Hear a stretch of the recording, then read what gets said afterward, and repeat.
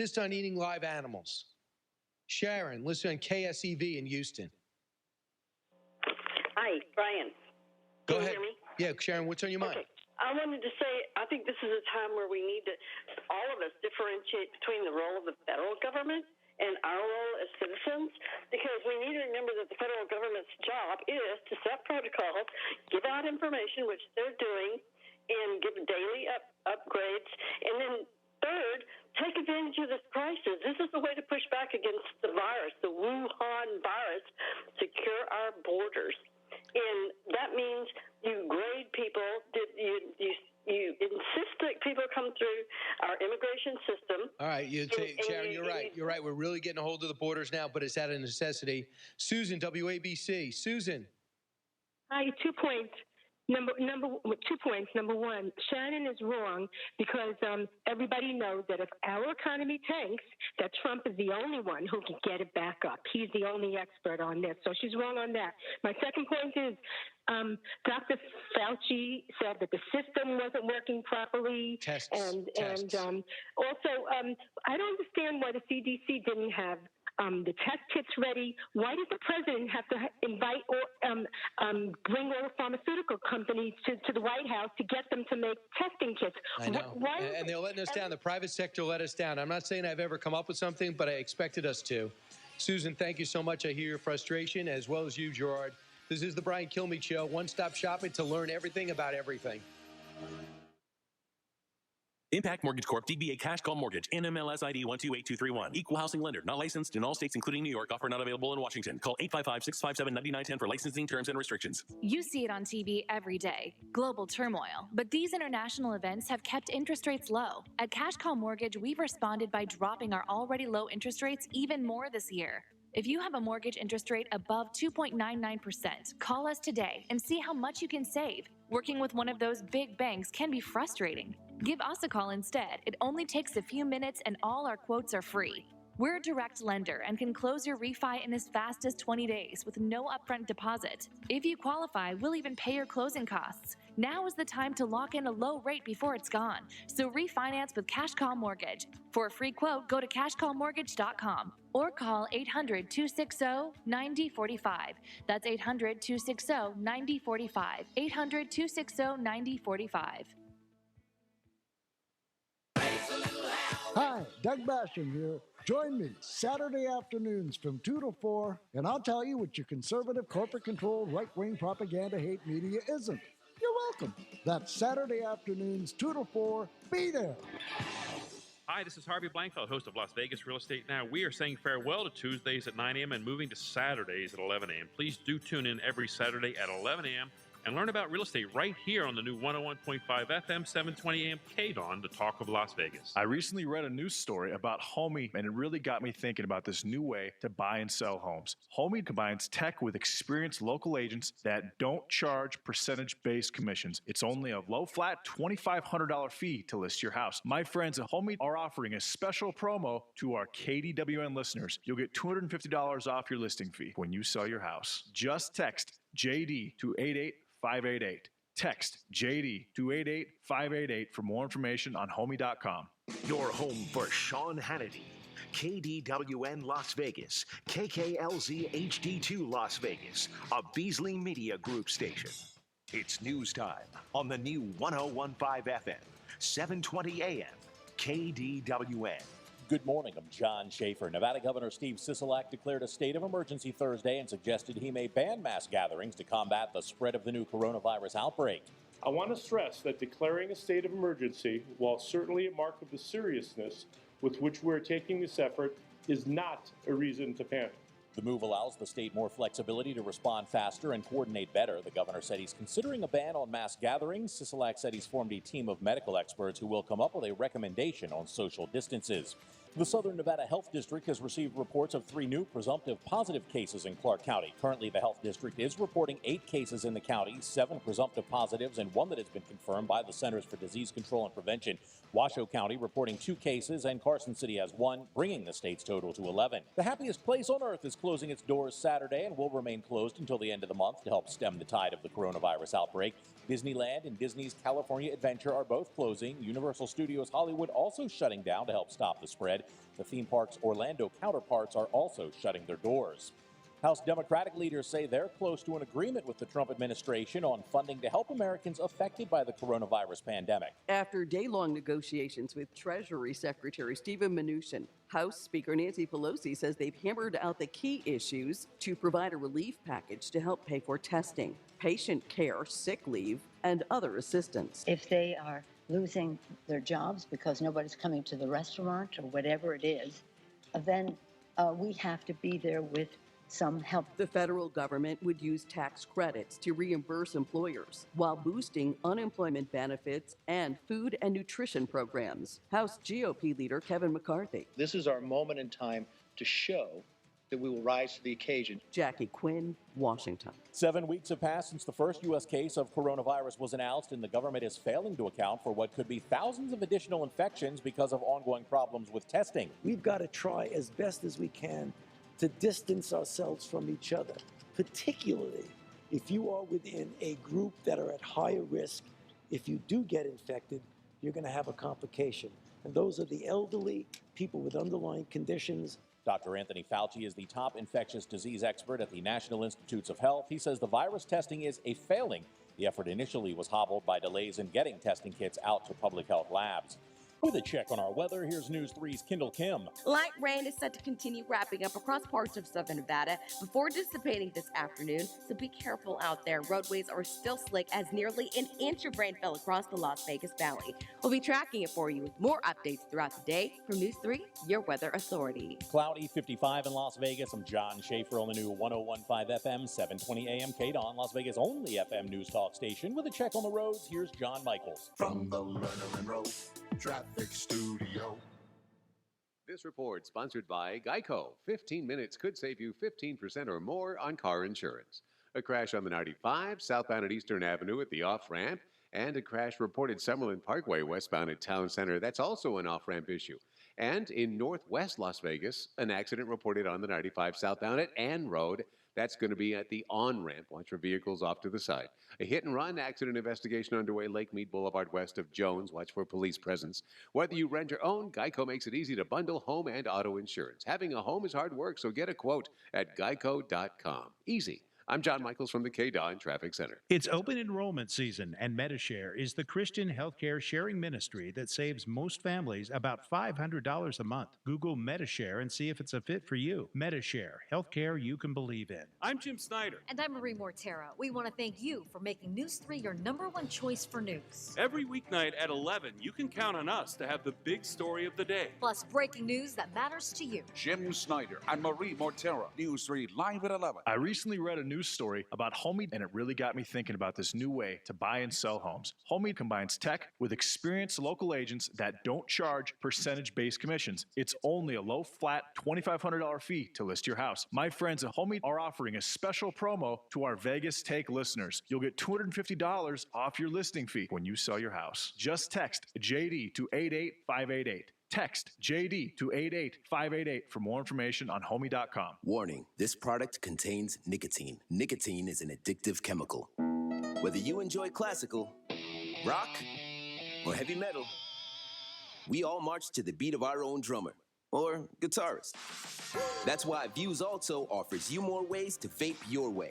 It's available in 5 bold color options, 3 smooth tastes, and 3 nicotine levels. It's your vape, your way. Views, charge beyond. Underage sale prohibited. If your business is in need of office furniture, look no further than Office Furniture Concepts. From executive furniture to workstations, conference tables to reception furniture, and more. Office Furniture Concepts has got you covered. With true commercial-grade quality at competitive prices and knowledgeable staff. It's no wonder Office Furniture Concepts has been serving the Las Vegas community for over 2 decades. Visit Office Furniture Concepts showroom on West Tropicana at Arville or call 702-873-8555. That's 702-873-8555. You got hurt in an accident. You hired a lawyer. Now they're ignoring you. Don't wait on your no-call, no-show lawyer. We're Sam and Ash. Upgrade to us today. We listen to you and are here for you. And we will always return your calls. But you do have to call us first. Do it now. Don't delay. We're available day or night, 702-820-1234. 820-1234. or visit samandash.com. Sam and Ash, because you deserve what's right. 1015 FM, 720 AM. KDON, the talk of Las Vegas. The opinions of the hosts on KDWN are their own and do not necessarily reflect the views of this station, its management, or Beasley Media Group. Right now, the day's biggest news stories from a Vegas perspective. This is the Vegas Take with Sharp and Shapiro.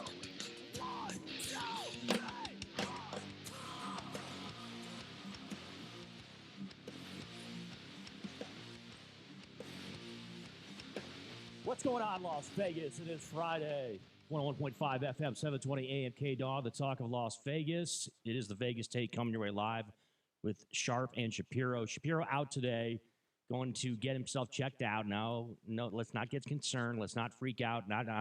We don't think it's the coronavirus just yet.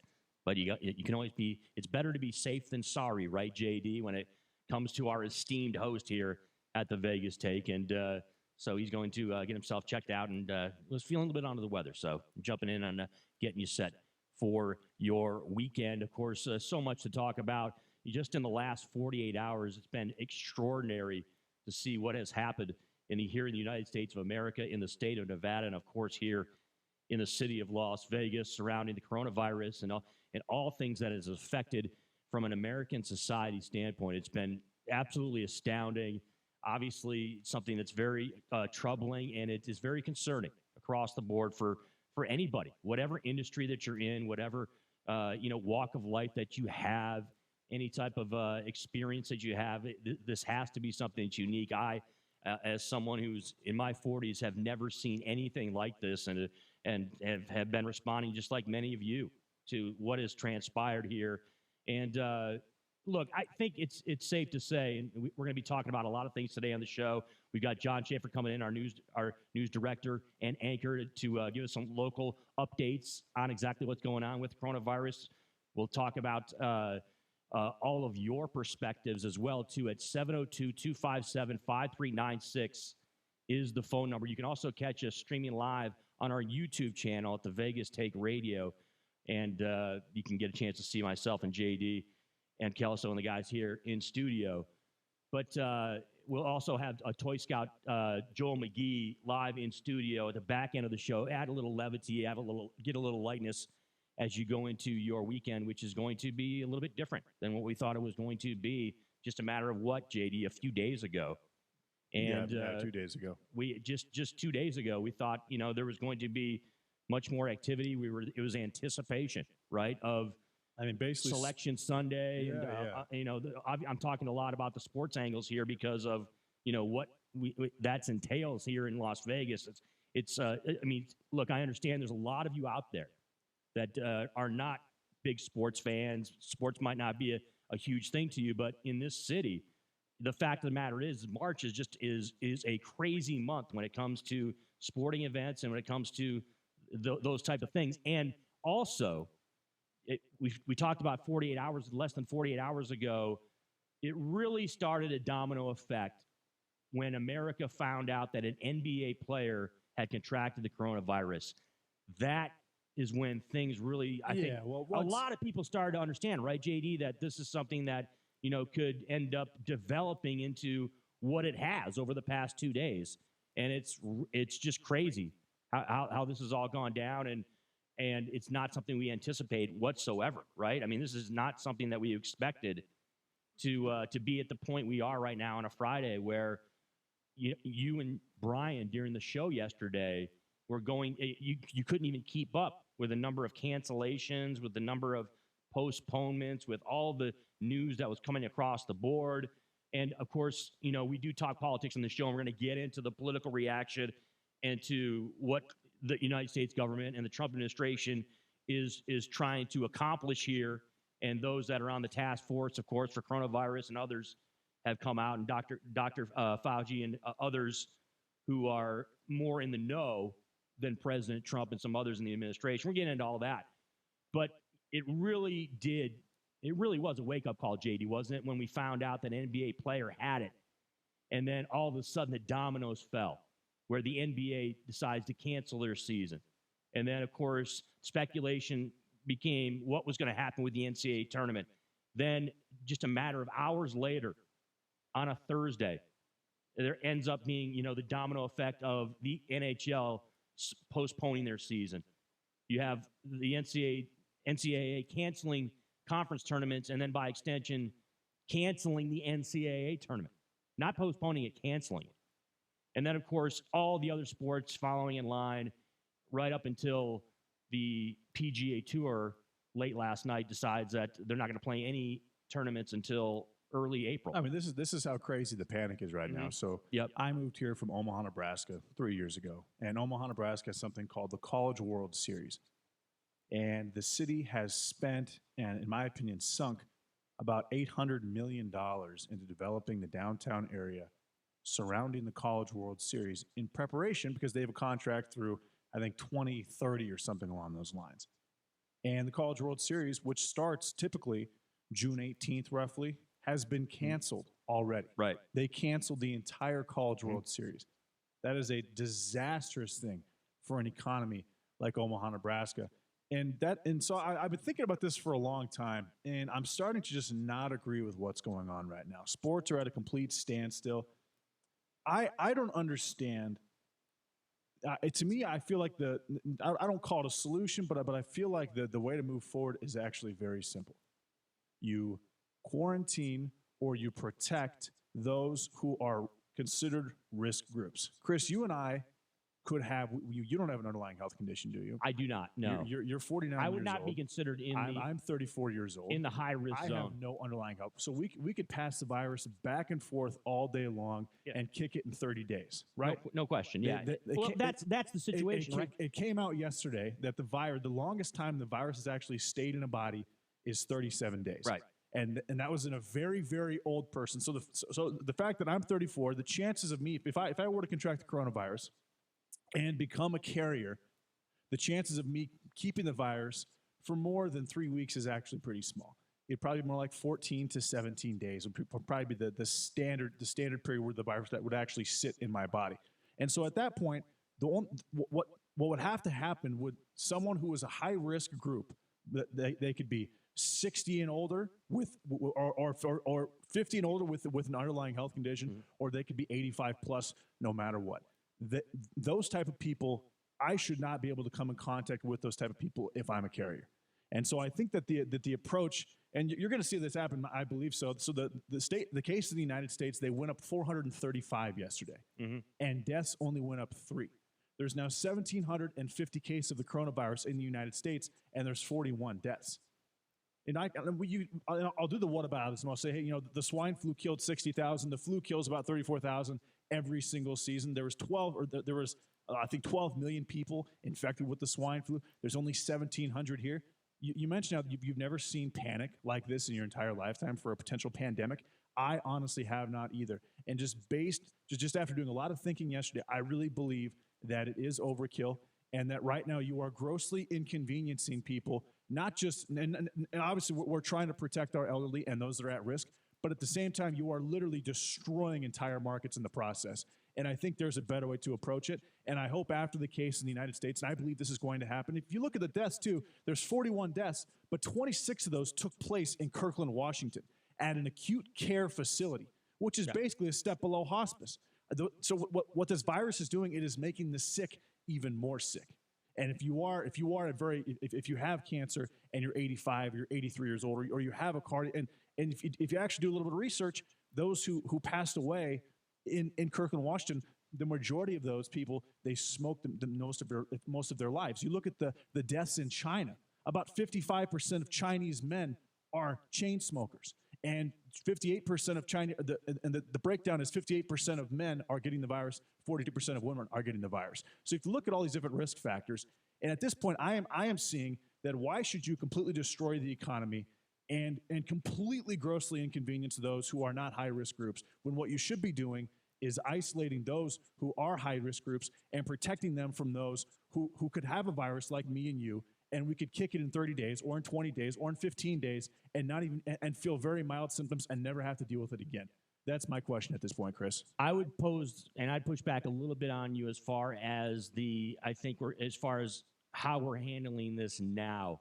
Look, here's the deal, JD. 3 days ago, I was in your camp. I was in the camp of this is ridiculous. We are I post a lot of my posts on social media. I was saying this is an overreaction when we're talking about South by Southwest, the festival down in Texas being canceled, and then the thought that we're going to play college basketball games with no fans. I was thinking to myself, this is we don't have enough information yet to be making these decisions, and it was my impression that there was a lot of people that were making decisions that weren't being informed.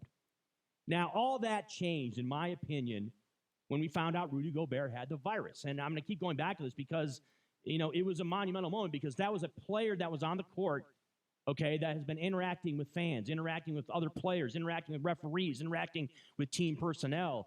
And so that's when it got real for a lot of people. So while I agree, I think the hysteria that has taken place in America just in the past 48 hours, I think shouldn't be as elevated as it is. And I think there's a lot of contributing factors to that, by the way. And we're going to get into the Trump administration and Trump's opinion on this and how that contributes to a lot of this, in my opinion. But and we want your thoughts also and your takes and your opinions, because obviously here in Las Vegas, this is going to affect us greatly. And the phone number is 702-257-5396. We do have some calls on hold. We're going to get to you. But as far as like you're mentioning, we should quarantine off the population that is at most risk. I think we should. I'm not saying quarantine. Let me finish. But they should be protected from pretty much anyone. Well, at this point, during a legitimate pandemic stage, JD, I want to address that. I want to address what you just said. Okay, fine. We are not doctors, okay? There are people that are experts in this field that would not agree with that assessment, because this isn't a situation where there's people that are already getting it in the United States of America, and so to say that, and so I'm assuming that you're thinking that we shouldn't have canceled the NCAA tournament. Is that your perspective? We shouldn't have canceled or postponed the NBA season. We shouldn't have postponed the NHL season. We shouldn't have postponed the Masters. We shouldn't have postponed the Boston Marathon. Chris, these things should have happened, and I'm saying they should have happened because at this point, I'm saying that they should have different measures should have been taken to protect or attempt to protect the high risk groups before you made those massive economy changing cancellations. Okay, well then that's on the powers that be in the United States of America, right, JD? That is exactly what I'm saying. Which would be, at this point, it's the Trump administration. It would be the Trump administration. And the Trump administration, the steps they've taken, they've gotten a lot of criticism, and I'm being fair there. Look, everybody understands my politics and my approach to Donald Trump. But in the last 48 hours, the Trump administration has been getting hammered, mostly because of President Trump's presence on Twitter, where he's been blaming everybody from Joe Biden back in 2009 with the H1N1 virus to President Obama back in his administration and how they handled that virus, as if that has anything to do with what's going on now. Now, it appears, because Dr. Falchi, the main doctor, the person in the administration who has the most credibility on this issue, was making the rounds on the TV talk shows last night, and I think he's given a lot of people reason to be confident that there's somebody in the administration that knows what's going on and that can take steps and help persuade people in the Trump administration that have a say-so in this. And I'm talking about people in the coronavirus task force and others that are in the administration who are going to be taking the front on this. And I think the doctor has an ability to convince these people. But there have been failings, and there's been no question about that, and the doctor pointed that out yesterday regarding testing. This is the magic word right now in the United States of America when it comes to combating this coronavirus, and that is the testing situation and how we are so short-handed right now when it comes to actual tests out there. And to your point, JD, that's been brought up as that's something that should have been done 2 weeks ago. And now it's something that is greatly affecting how our approach is here in the United States of America again versus crisis. Well, again, Chris, it's a novel virus. The first day this virus was discussed and the first outbreak took place on December 31st, in another country. No question. In Wuhan, China. Well, and it expanded. And the Trump administration did not cancel the NCAA tournament. They didn't cancel CWS. They didn't suspend. I didn't say NBA. they did. I didn't say they did do that. But had those measures taken place that I just suggested, I think that all those cancellations wouldn't have taken place. And again, Rudy Gobert, does he have the coronavirus? Yes. He's 27 years old. He's in phenomenal shape. Donovan Mitchell, 22 years old, in phenomenal shape. As far as I know, you're not taking into account. I understand what you're saying, but you're not taking into account. I'm saying, as far as I know, they don't have any pre-existing health conditions. It's not. That's not the point, though. I get it. What I'm saying is the Utah Jazz players could pass around the virus and literally have a couple, maybe a sore throat and a temperature of 99 degrees over the course of 5 days, and then the virus could be gone. They may feel no symptoms whatsoever. Now, Tom Hanks and his wife Rita Wilson, 63 and 64 years old, different story. What I'm saying is the people who are at the highest risk of actually dying and having serious health complications from this disease, this pandemic, should be the ones that we are keeping away from everybody else in the process. That is from the public, more or less, and quarantining at their home or watching or protecting. And then you take, and then let's. Well, I think that goes out, JD. It goes out saying, though. We understand that. But they're a high-risk group, so obviously what you're saying is true. We all would agree to that. Right. I mean, you're not saying anything that's okay. But then say you and I, the average Joe doesn't know. But then say you and I have the virus, right? And one of us happens to have a complication, and one of us happens to, it hits us severely. Yeah. Then we go to the ER, and they deal with the cases as they come, which are going to come probably 0.1, 0.2% of the time, according to the statistics. If you're under 60, we might not have to go to the ER though. We might not. I'm saying, Rudy Gobert is not even like a lot of these people. They don't even notice symptoms. That's what I'm saying. Is Rudy Gobert? He's stable. He's feeling fine. Donovan Mitchell is feeling fine. The issue is you're afraid, or they're afraid, that Rudy Gobert and Donovan Mitchell are going to get other people sick who are high-risk groups. Anybody that has the virus, those guys and anybody else, too. What I'm saying is Rudy Gobert and Donovan Mitchell, that virus is going to be gone from their system most likely in 17 to 20 days, and they will never have to deal with it ever again. But as long as you that's keep true, but as long as you keep them from the high-risk groups, that should be the priority. Yeah, but that's a problem. We haven't had canceling.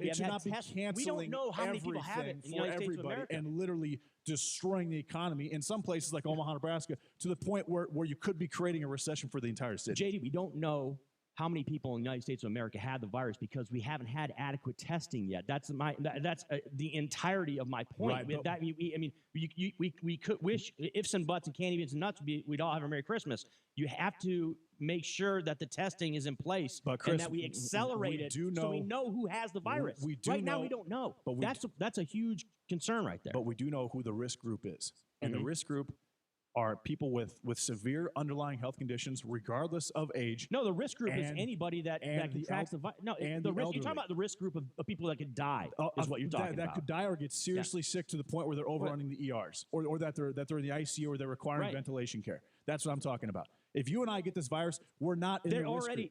But JD, you have parents. I have parents. Exactly. They're already self-quarantining themselves. Not quarantine. Might not be the right word. They're already taking precautions. If they're in that age group, they're protecting themselves. My parents, they're staying home, even if they don't have the virus. The mentality in this country already, the people in that age group, is that we're going to take care of ourselves. It's not about it's not about it's inevitable that I'm going to get the virus. It's just they want to be safe and try to avoid getting the virus altogether, and so they are basically keeping themselves in their homes. Those people in that age group, you're not. It's not anything. What you're talking about is not something that is going to be proactive to what's happening right now in America. Okay, so my grandfather's 83 years old. Right. He's not in an acute care facility like in Kirkland, Washington. Mm-hmm. He's not in hospice care. He's in a retirement home. He was never going to be going to an NCAA tournament game regardless. He wasn't going to the Masters. He wasn't going to any major sports events. You're talking about your grandfather, though. I'm saying my grandfather, who is high risk, and people that he lived with are. Your grandfather. You're saying your grandfather, but the grandfather of some kid that plays for Dayton is going to go to the NCAA tournament. I'm saying in a pandemic situation, people like my grandfather are in lockdown. The retirement home he's at, he can't go anywhere. He was going to go there anyways. What I'm saying is you are literally destroying the economy and grossly inconveniencing those who are not high-risk groups. When really what you should be doing is protecting the high-risk groups from those who could have the virus but don't have enough symptoms to affect them over a long period of time. JD, if they had the NCAA tournament or any other sporting event for that matter, okay, and what goes down, what you're talking about actually happens where other people go around and they actually pass the virus around, okay, and people end up getting it that are in our age group. All right, you're just making the assumption that all these people, if they end up getting it, are not going to pass it on to people that are at high-risk groups. I don't understand what I'm saying is you should protect the high-risk groups, period. It's not about... In a situation like this, which, yes, is a generational thing. It might be a once-in-a-lifetime thing. Hopefully, it's a once-in-a-lifetime type of But the reason why they're shutting down sporting events and other events around the country, whether it's music venues, other things, is because of you want containment. You don't want these people to get it. I see what you're saying as far as, all these people that are in our age group, maybe you'll get a little bit sick, or maybe it'll be a situation where you don't feel great at all for a couple of weeks, and then it just goes away. That's not how society works, though. People are going to be interacting. The reason why the NBA is not playing is because they don't want the rest of their NBA players to get sick, because we all understand it's a contact sport. Guys are breathing on each other, they're sweating on each other. Like there's a method to the madness as to why leagues are shutting down, and it's not because their rationale is not, we don't want to get the older population sick. The rationale is that we don't want it being spread around to other Americans or other people, other human beings, period. And then they go home. The whole thing with schools being closed, okay, in the last 24 hours, it's not because the kids who are young kids who have done very well with this virus don't have an issue with it. It's because the kids, if they end up passing around the coronavirus, they end up going home, they get their grandparents sick, or they get their parents sick, and then their parents get sick, and the parents get the grandparents sick. You understand what I mean? That's the whole method of the madness. That's the method of the madness. I get the chain. Containing one group of people. I get the chain concept, and actually there hasn't been one death for anyone under 10 years old since the coronavirus became a thing on December 31st, which is totally rare for a virus. The average age of the people who have unfortunately, tragically passed away from this virus is 80 years old. I mean, that tells you everything. Right now, there's a 15.6% at least we have knowledge chance. there where we can go with that and say, hey, and look, every death is tragic, but there's no question that, there's, by the way, there's so many angles we can get into on this. You're tuned to the Vegas Take live here from Las Vegas and our Beasley Broadcasting Studios. I'm Chris Wynn in for Brian Shapiro along with J.D. Sharp. Your phone calls coming up next. The lines are fired up, 702-257-5396. Up next, John Schaefer with the news, and then we'll take your calls as we continue on a Friday.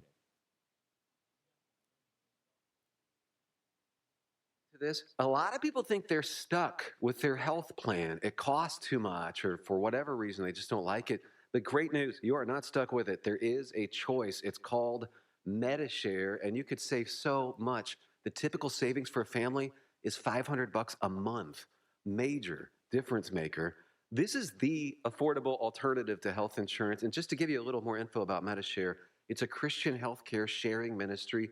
It's worked beautifully for 26 years, has more than 400,000 members, and they've shared over $3 billion of each other's medical bills. So yes, they can help share your needs too. So you're not stuck. There's an excellent alternative, whether you're single or married, you got a family. MediShare is super flexible. You can choose an option that works for you and start saving lots of money. You can join anytime. They're great to talk to, no pressure. Call 844-91-BIBLE. That's 844-91-BIBLE. 844-91-BIBLE.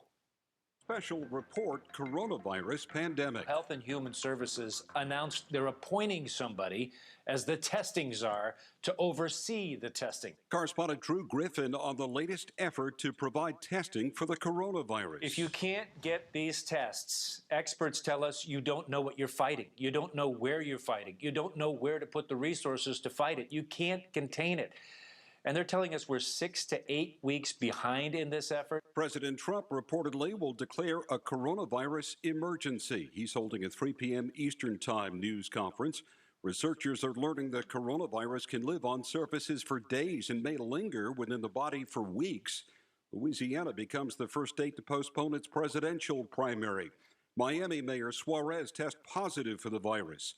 The Boston Marathon hopes to stage the race in September. The Masters is postponed for this year. I'm Mike Moss. It's time to check the roads. From the Lerner and Rowe Traffic Studio.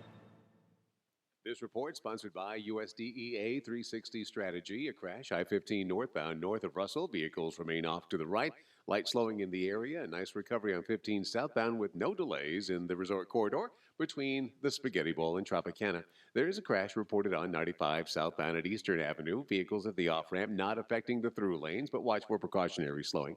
On the surface streets, a crash reported Rancho at Cheyenne Avenue. It's a hit-and-run accident investigation.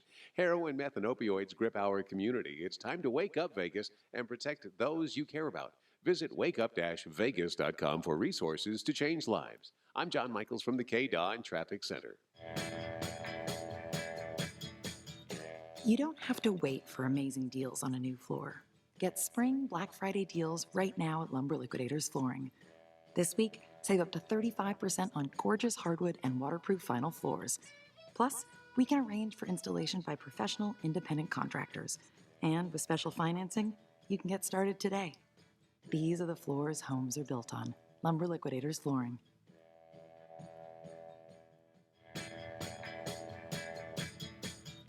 You don't have to wait for amazing deals on a new floor. Get spring Black Friday deals right now at Lumber Liquidators Flooring. This week, save up to 35% on gorgeous hardwood and waterproof vinyl floors. Plus, we can arrange for installation by professional independent contractors. And with special financing, you can get started today. These are the floors homes are built on. Lumber Liquidators Flooring. Mark Levin, weekdays 3 p.m. to 6 p.m. Now back to the Vegas Take on 1015 FM, 720 a.m. KDON.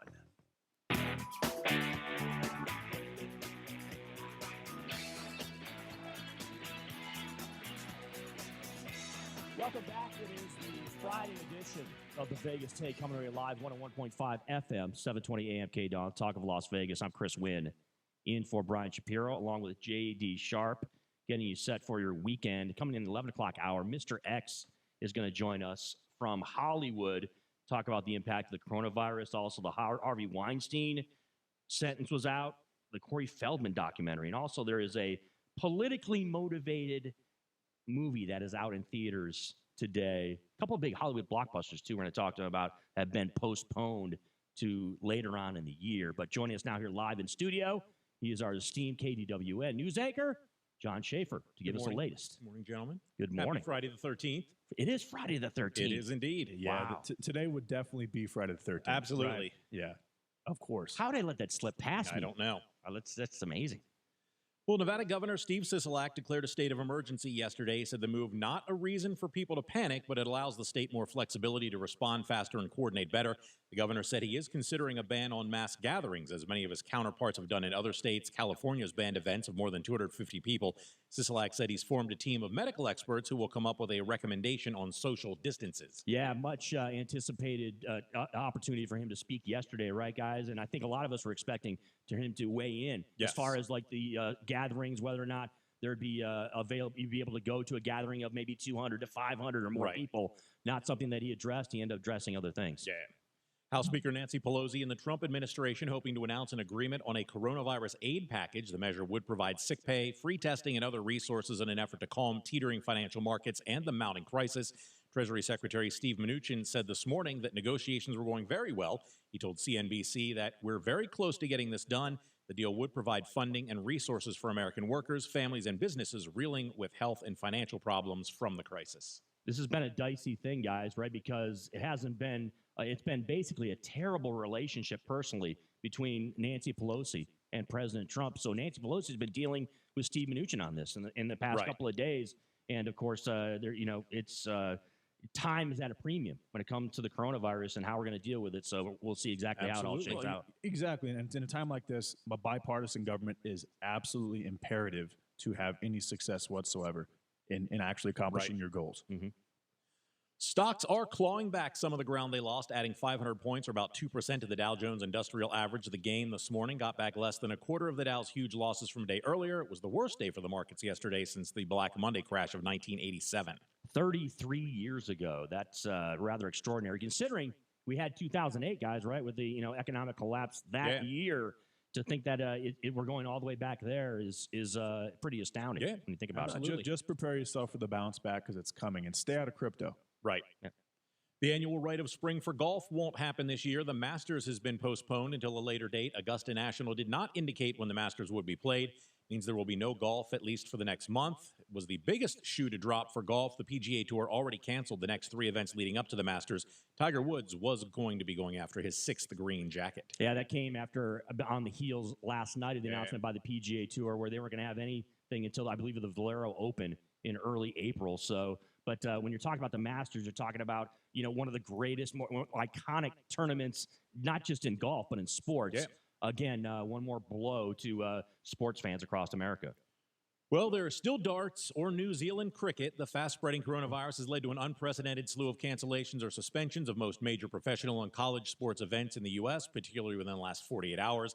Baseball, basketball, hockey, pro soccer, college basketball all announced either suspending or postponing the start of their seasons. For those who routinely bet on sport, it has taken most of the action off the board. The impact on sports books will depend on how long the shutdowns last. The Golden Nuggets online sportsbook Thursday featured a handful of soccer games in Europe, Brazil, Iceland, and Mexico, a golf championship, a New Zealand cricket match, and 3 dart matches. So, guys, I was listening to a sportsbook director here in town on media yesterday, and he pointed out that, you know what?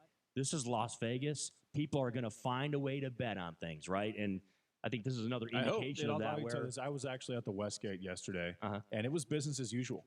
The hotel was pretty packed. People were gambling like they typically gamble. I think I saw one total mask, but you've got those horse bettors, and you still have horse bettors, and you have guys who just love to bet on anything. Doesn't matter what it is, and they're not going to go anywhere. But even stuff that you don't know anything about, like cricket or I'm going to learn.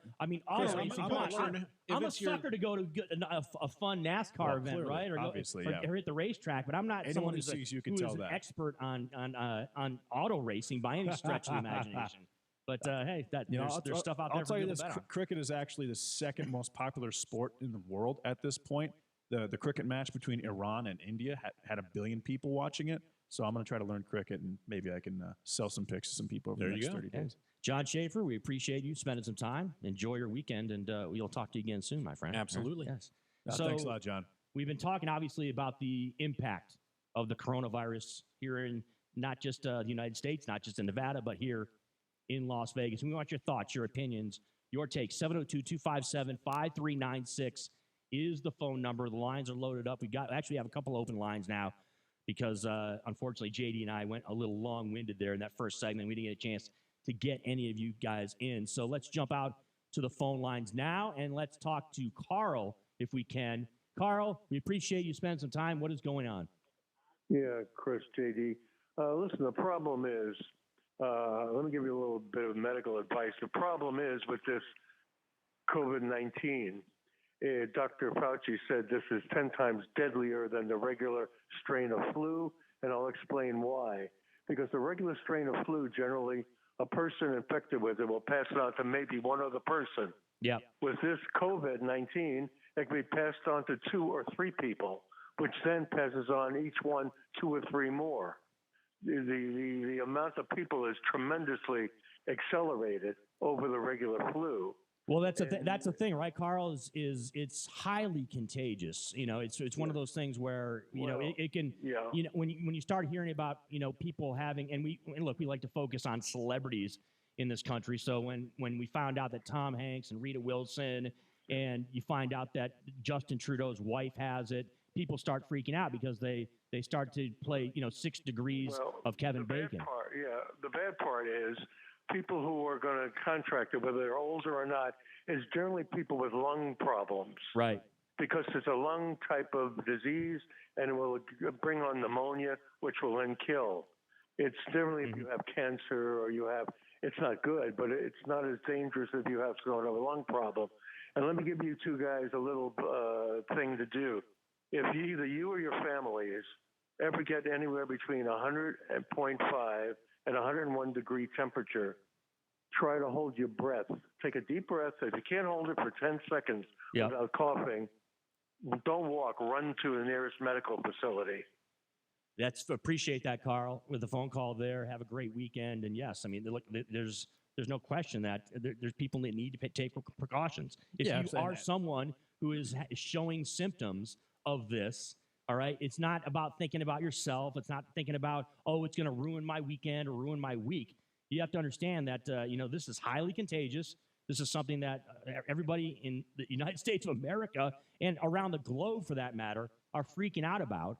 And so you want to make sure that you take care of yourself and do the right thing. And the highest risk are those with COPD, emphysema, any type of respiratory issue, as well as cardiovascular issues. And what happens with the pneumonia is it gets, so your lungs end up filling, the sacs in your lungs end up filling with pus, and acute respiratory distress syndrome takes place, and you basically just lose the ability to breathe. And that's what happens with this virus. If you are high risk already, it basically attacks your immune system in the worst places, and it takes advantage of it. 702-257-5396 is the phone number. Let's go out to the phone lines. Brady joins us now in the Vegas Take. Brady, what's up? Hey, what's up, Brady?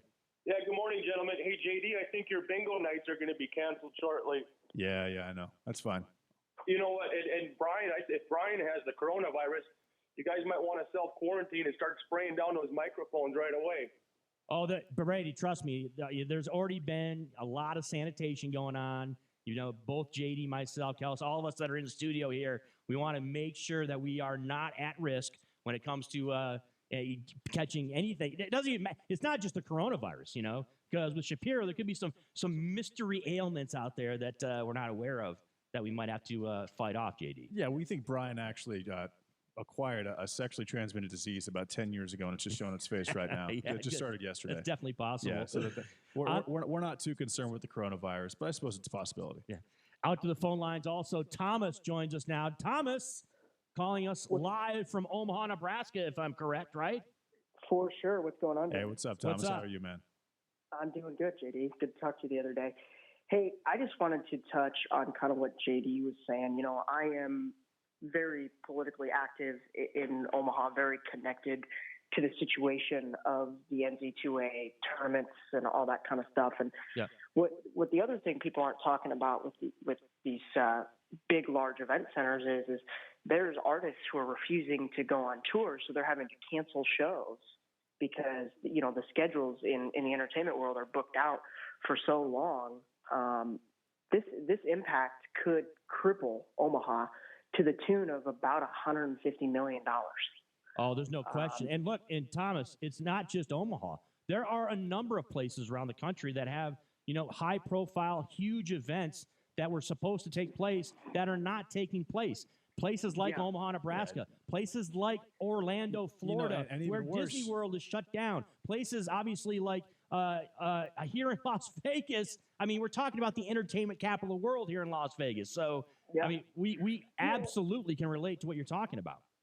And the thing that concerns me a little bit is, yes, this is a very serious illness for a lot of people. A lot of people are going to be affected by this. There's going to be people that are going to die.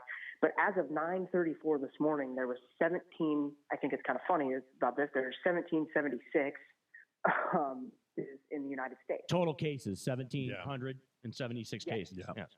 And I believe it's upwards of over 40 deaths now. Is that what we're talking about? It might have just hit 42 deaths. Yes. So on that scale, Thomas, on that scale, obviously, I think we do need to maintain some perspective here. This isn't being insensitive to the people that are, passing away from this. We're not, obviously, if somebody has a family member that ends up unfortunately dying from this, it's going to be horrendous for that person. We understand, but perspective, I think, is important when you're talking about a large scale of a country, right? Or of a city of 2 million like Las Vegas, or a city of Omaha of 500,000. I think we need to maintain. Yeah, we need to maintain. And honestly, perspective. this could totally change live entertainment, especially outdoor live entertainment, for the next 5 to 10 years, because you're going to have a lot of these major festivals across the United States that are purchasing these giant insurance policies. Every single festival that is worth its salt has a giant event cancellation insurance policy, and a lot of those are going to pay out. On the flip side of things, I talked to a friend of mine who actually writes these policies, and they have what's called a communicable disease clause in these policies, and some of those companies are not going to be paid out, and unless Donald Trump decides to bail out the live entertainment industry, a lot of these companies are going to go belly up and bankrupt. But this is a double-edged sword here because, I work for a $500 million company. We just sat in a meeting this morning that if we have to shut down just one location and pay all of our employees for 2 weeks, 40 hours a week, plus all of our salaries, with the lost revenue and all that kind of stuff, we're going to take a $150 million hit. It's a huge number. And working for a $500 million company, we can do that. What I worry about is these small mom and pop shops that are barely getting by as it is. I think we're going to see record numbers of bankruptcies in the next 3 to 6 months. Yeah, that's heartbreaking. And Thomas, that's very disheartening. And look, we appreciate the phone call. Thanks very much. Good call, Thomas. But you're talking about the small businesses. You could go down the line. It's not just the small businesses. It'll be bigger businesses. It'll be people who live paycheck to paycheck in this country, people that work in the hospitality industry, people that work in the entertainment industry. People are already losing jobs. We've had colleagues of ours in the media here in Las Vegas who work on a freelance type of atmosphere, right? A freelance type of situation where their work is gone. It's disappeared. Okay, so I understand. I'll give you an example, what Chris. Thomas is trying to talk about. But there's a lot of people that are going to be affected by this. Clay Travis is a pretty big radio host with 100%. With Fox Sports. Yep. He is now discussing. He's going through his favorite TV shows with his callers, and he's going episode through episode discussing what he likes most about every episode. Exactly. That's what he's doing. JD, right? When you talk about sports radio out in America, there's nothing to talk about right now if you're a sports guy. They're going to be creating all kinds of stuff, right? They're going to have to come up with all kinds of things, or the program is just going to have to change. I was posing this question to Brian the other day about ESPN. Like ESPN, how many times can you rerun 30 for 30s or, the top 10 lists or, shows like that? We were actually saying to each other, you know what? They might actually have to run ABC programming because they're owned by ABC, of course. And they might actually have to go down that road because there's no sports. There's nothing to talk about. I mean, obviously for the next few days, there's going to be coverage of the coronavirus. I thought ESPN impact. was owned by Disney. Oh, but I think ABC is the main media conglomerate or whatever. It doesn't really matter. That's not really the point. The point is that what are you going to run on ESPN with no? I mean, their entire coverage is either commentary about sports or actual live sporting events, and it's not just ESPN, by the way. It's Fox Sports, Fox Sports Television. It's you can go CBS Sportsnet, all these CBS Sports Network, all these networks that it's all sports, and all these networks around the country that actually carry teams. That their whole network is based on the team that it is that they air every single night. How about a company like The Athletic? Exactly. The Athletic has, I think they have 500 or 600 writers all over the country that follow every. I mean, they've raised almost $500 million just in seed or just in venture capital financing. Yeah. And they sell subscription packages to sports fanatics that break down every single team that they cover. And I mean, they cover anything from women's basketball to NBA to NFL to college, and then they literally have sites dedicated to every single one of these teams. What are they going to do? They're absolutely going to go bankrupt. Yeah. 702-257-5396 is the phone number. Let's go out to the phone lines again. I think Steve joins us, right, on the phone line. Steve, thanks very much for joining the Vegas Take. Hey, what's up, that Steve? Would be me. I work for T-Mobile Arena for Levy. We feed people, and yeah, I don't get to work for the next month or so, but I'm looking at it from the other side of where I am. I work with a nonprofit group called the Nevada Help Group, and we go out and we find people who are having mortgage challenges. I think we're going to be inundated with people who are going to be losing, and like you said just a minute ago, paycheck to paycheck. These people are going to be out. The mortgage companies are going to be hit really hard, and we're going to be completely and totally inundated with people who are going to be in mortgage challenges. Yeah, and it's important, Steve, and it's great work that you're doing if you're trying to help out people that are going to need it. We're going to have to see a lot of that, not just here in Las Vegas, but around the country of those reaching out and trying to help, especially from financial means. We've already seen some high-profile athletes and entertainers already pledge money for people. We saw what Mark Cuban, the owner of the Dallas Mavericks, decided to do. Steve, has there been any effort as far as the Vegas Golden Knights to reach out to the employees at T-Mobile Arena as far as putting some package together where they can get some financial assistance given what's going to happen here in the next month or so? At this point, it's still way too early to tell. I know that they were meeting in Chicago, which is where Levy's based out of, and some big important things are going on. And at this point, we don't know. We've just been told, hang on, we'll see what happens, how it shakes out. So. Steve, hope all things go well for you. Have a good weekend, and hopefully we pull out of this sooner than later. No question about it. Steve. 702-257-5396 is the phone number. John, next here on the Vegas Take. John, we appreciate the time. How are you? What's up, John? John is there? John took off, so let's bounce over to Al here on the Vegas Take phone line. Al, we appreciate you spending some time. How you guys doing? I'm a resident here of Las Vegas. Mm-hmm. There's two things I want to say, but I think the first thing that I really want to say is that I'm going on my third winter here. And the first winter, I almost went to the hospital. I thought I was going to get a pneumonia. Luckily, I got better. Second winter, I was in California. I didn't get it. Third winter, I had this terrible throat. And I found that for me, drinking black tea really cleared me up. You know, in Vegas, we have dry wind. We have mold. And it's really contagious. It's really bad for the flu. And so for me, that really worked. People aren't talking about boosting your immune system. And I just wanted to share that with people. Keeping your throat clean. I wake up now, my throat's clean, my nose is clean. I wanted to share that with all of Las Vegas. Yeah, I appreciate that, Al. Thanks very much. I'm actually in the same boat. Yeah. I dealt with bronchitis and pharyngitis for the better part of a month and a half, and I have been drinking tea with Manuka honey for the last couple of months before I go to bed. So yeah, you're totally right. That's been happening all over Vegas. It's just kind of been a bronchitis wave, if you will. Yeah, no shortage of people looking to help out others who are sick. That's a good thing, I guess. 702-257-5396. Don joins us now on the Vegas Take phone line. Don, what's going on? Hey, what's up, Don? Hey, how you guys doing? All right. Hey, so a couple of things. You know, there's a lot of people talking back and forth. Discussions getting heated, and there's a lot of panic in voice. What I liked about your call, he called in and he had information, and he was calm about it. And the thing is we live in a country where we have the greatest access to clean water and clean supplies and knowledge. The thing is we as a country don't really do anything until there's a problem. Does that make sense? It makes sense because that's really what a lot of and thanks very much for the phone call, Don, by the way. Yeah, good call, Don. That's kind of the nexus of this whole thing because everyone is so kind of, you know, there's so much anxiety out there because the thought is, you know what, we're taking care of this too late. We jumped in too late. We should have done it maybe 2-3 weeks ago where we should have been proactive when it came to the testing, when it came to how we approach this on the government level. And look, I'm not trying to blame anybody. I'm not trying to, you know, I'm not making this political.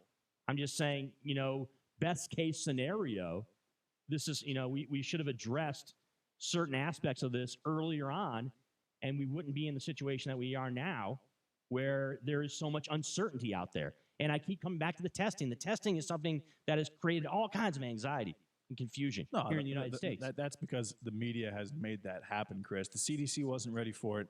Donald Trump wasn't ready for it. The administration wasn't ready for it. Anthony Falchi wasn't ready for it, Chris. And the fact, and I think it's very interesting that we're assuming that we're going to have the same reaction that Italy has and China has. Italy is the oldest population in the world. 60% of their residents are over 40 years old. China, they literally live on top of each other. There's been an overpopulation problem there for a long time. You look at those wet markets, you've got live animals, just layers of live animals, just dripping excrement and pus and feces all over each other. It's not a surprise that this disease came out of a wet market in China between a horseshoe bat and a pangolin. It's not a surprise that in Italy, where the average resident is over 40 years old and drinks a lot of wine and eats a lot of carbs and smokes a lot, that there's a lot of death taking place there. That's a very good point that the caller just made. We have a lot of access to clean water here. We have a lot of access to things that can boost our immune system. Some people do smoke, but smoking is kind of frowned upon in a lot of different places. In China, people smoke like chimneys, and they have for a long time. The United States is set up much better than Italy and China for this disease. And I don't think that that's being taken into consideration as much as it should be. Well, we absolutely are set up from a technology standpoint and from a developed country standpoint. Yes, we are. The problem is, though, there has been failings, and the situation with the testing is huge. Chris, it's huge. I don't call it.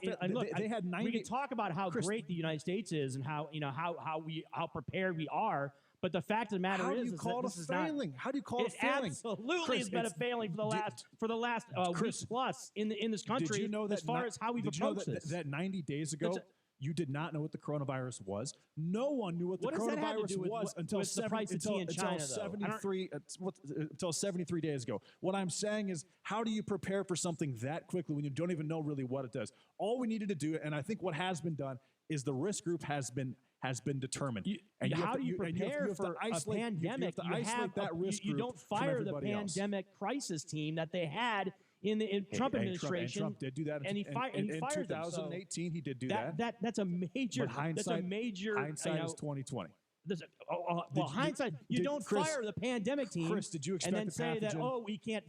This came on so fast we can't deal with it. Okay. Did you expect a pathogen from horseshoe bats that attaches? Of course not. How are you going to expect it? Attaches to the lung receptor. But you have to be prepared for it. You're not going to expect it to happen. Oh, come on. So you don't expect it, right? No. But the president's supposed to expect it.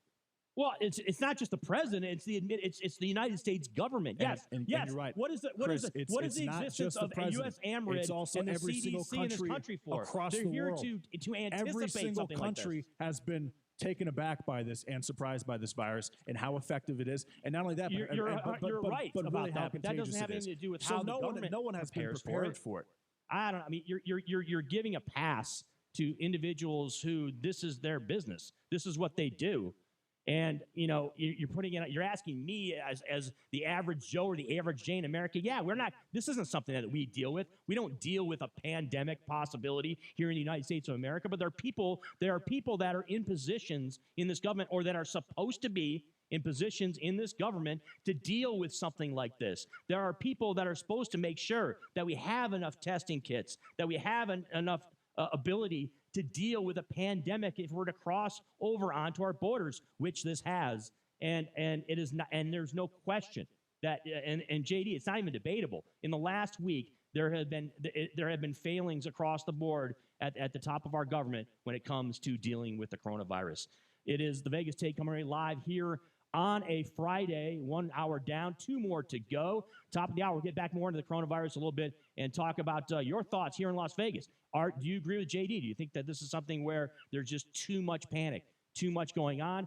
Much more of the Vegas Take coming your way next. Warning, this product contains nicotine. Nicotine is an addictive chemical. Whether you enjoy classical, rock, or heavy metal, we all march to the beat of our own drummer or guitarist. That's why Views also offers you more ways to vape your way. It's available in 5 bold color options, 3 smooth tastes, and 3 nicotine levels. It's your vape, your way. Views, charge beyond. Underage sale prohibited. Wheel of Fortune slots make more millionaires more often.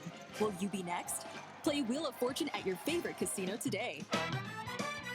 Wheel of Fortune is a registered trademark of Califon Production Incorporated. All rights reserved. This is Lorraine Hunt Bono, inviting you to tune in for Breaking Bread with Bono. Join my husband, Dennis Bono, as celebrities share with him their intimate and humorous stories. Saturdays, 5 to 6 p.m., right here on KDARN. Your home for Sean Hannity. KDWN Las Vegas, KKLZ HD2 Las Vegas, a Beasley Media Group station. Coronavirus pandemic. President Trump is expected to declare a coronavirus national emergency, and the CDC is appointing a czar to do something about the frustrating backlog on tests that have disappointed governors like New York's Andrew Cuomo. The bottleneck is the CDC and the FDA, the federal government, has been controlling the tests, and the volume is too high for this federal bottleneck. New York today opened its own drive-through testing center in New Rochelle. At least 7 states have closed schools, as we hear from correspondent Martin Savage. Across the country, thousands of schools and millions of students are expected to be affected by the closures, and those numbers are expected to rise. In Seattle, one district explaining that dealing with the hardship of shutting down is still better than what could happen if they stay open. The Masters and the Boston Marathon announcing postponements.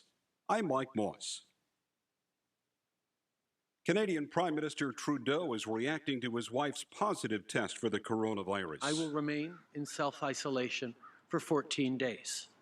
I want to be clear, I have no symptoms. Coronavirus victims are expressing frustration and anger at their struggle to be properly tested.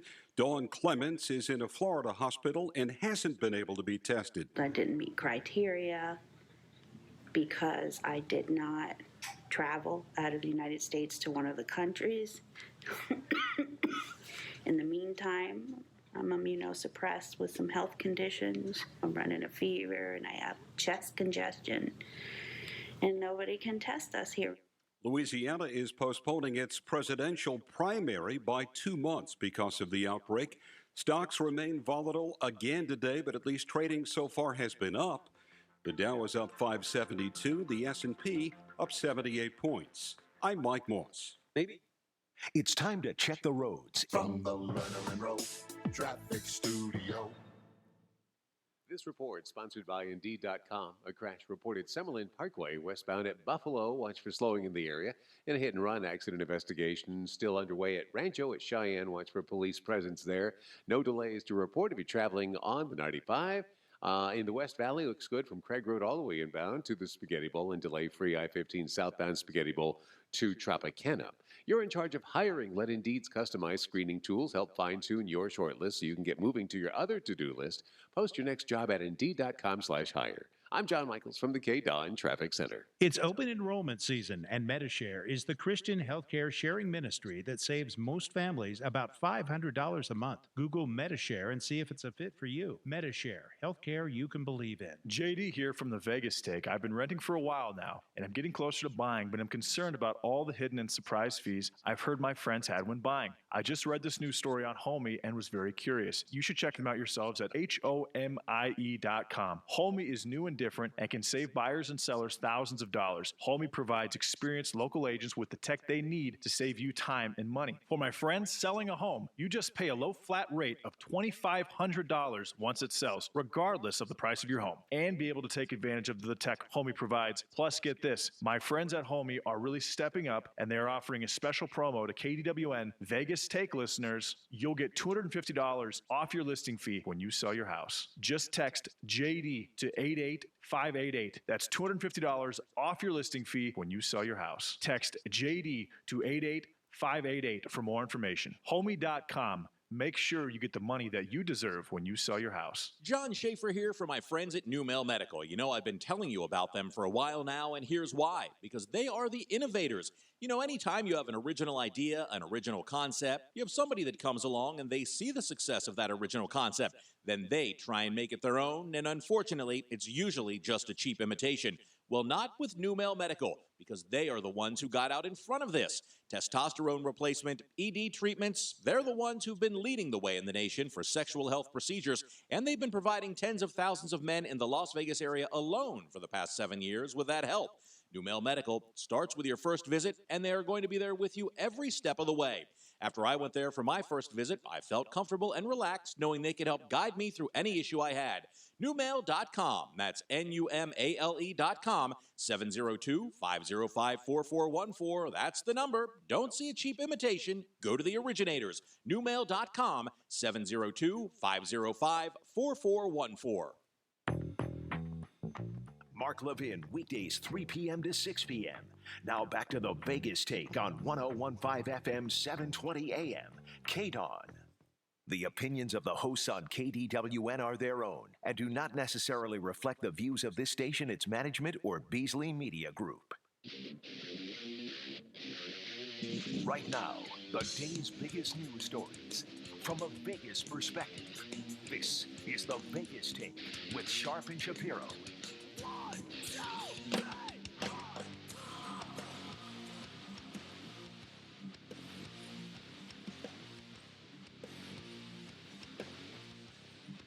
It's 10:05 on your Friday, getting you set for your weekend here in Las Vegas. It is the Vegas Take, 101.5 FM, 720 AM KDON, also streaming live at our YouTube channel. You can find it at the Vegas Take, and you can also catch us on iHeartRadio as well, too, as we are discussing the coronavirus, its impact nationwide, as well as here in the state of Nevada, and of course here in the city of Las Vegas. President Trump is going to have a press conference at noon Pacific time, 3 o'clock Eastern time. He's expected to declare a state of emergency, and I'm sure a lot of Americans are hoping that he discusses the situation as far as testing for COVID-19 and exactly how we're going to accelerate that, because the doctor, he talked about this yesterday, said this should be the main priority, is we should be accelerating the availability of testing out there across the country, because we don't have a grasp on the situation yet. And that's why there is so much anxiety, use the word panic, use the word, confusion out there, is because people just don't know what is going on here. A lot of times when we have dire situations, whether it's a tragedy, whether it's 9/11, whether it's any other type of situation that is similar to this, there's usually some time frame, right? There's usually some way we know when it's going to end or about when it's going to end. Not the case right now. We are in limbo. As Americans, we don't understand how long this is going to last. And so when you see things happening like that have happened in the last couple of days with all the cancellations and all the postponements and things being affected drastically in American life and American society, people are worried, and rightfully so, because we don't know what to expect and we don't know how long it's going to last. People have been using time frames like 30 days, a month and a half, 2 months. We don't know how long it's going to take and exactly what we're dealing with here. Also, your thoughts and your opinions at 702-257-5396 is the phone number. I wanted to kind of jump back towards the Vegas angle on this. And coming up at the bottom of the hour, we'll be talking with a licensed sex worker, Alice Little, from the Moonlight Buddy Ranch out over in Nye County, and the impact on that industry. But here in Las Vegas, make no mistake about it, we're going to get hit hard. And the spreading coronavirus has sparked financial shockwaves, not just here in Las Vegas, but across the globe at a speed that's just unbelievable. And you've got stark market plunges and, of course, as I mentioned, waves of cancellation of events and other closures. But Southern Nevada is no different there. And, Las Vegas welcomes more than 40 million visitors a year here. Our lifeblood is the Las Vegas Strip. Yes, we are a city now that has all types of amenities, and in many ways, Las Vegas is a normal city. But we all understand that being the entertainment capital of the world, being the gaming capital of the world still, there's so much surrounds the Las Vegas Strip. And you've had at least 17 Las Vegas conferences comprising an estimated 290,000 plus combined visitors have been canceled or postponed as of Thursday. This is the lifeblood of Las Vegas, okay? And as someone who has worked and does work on the Las Vegas Strip in hospitality establishments, it's something that's going to get felt, and you're going to see it all around you. And it's going to test our resolve without question. And the NCAA basketball tournament being canceled, known as March Madness, the event is a financial boom for Las Vegas. Gamblers betting an estimated $346.6 million on the tournament in Nevada sports books last March. And it's not just the NCAA tournament. We're talking about all sports being nixed across the board for at least probably 30 days. That's the reality. And it's an astounding number to think about. And yes, you want to be glass half full here, right? You want to have a positive outlook. But the fact of the matter is we have to face that it could be 30 days or more where we don't have the lifeblood of what we usually have here in Las Vegas. Not just sports, shows that are on the Strip are canceling. Venues, music venues that have, whether it's a concert or basically running shows are being canceled on the Las Vegas Strip. Well, yeah, people are being told not to go anywhere. Yeah, and it's not to do anything. And I actually was one of those people who said yesterday, I said, hey, let's protect those who are at risk here and not do anything. But if you really think about that, Chris, can you tell me one person who has died from this virus who was perfectly healthy? I can't tell you that. I can't either. I don't think people are saying you can't go anywhere, JD. I think that right now, as it stands with, Governor Sisolak and our approach here in Las Vegas, it is, Chris, we don't want large venues. We don't want, JD, we don't want to have places where there's, 100 to 500 to 200 but that's to Vegas. a couple thousand people that's in Las a place. Vegas. But we can still, look, they're not, I don't anticipate, and I could be wrong. Look, the way how fluid the situation is, I could be wrong.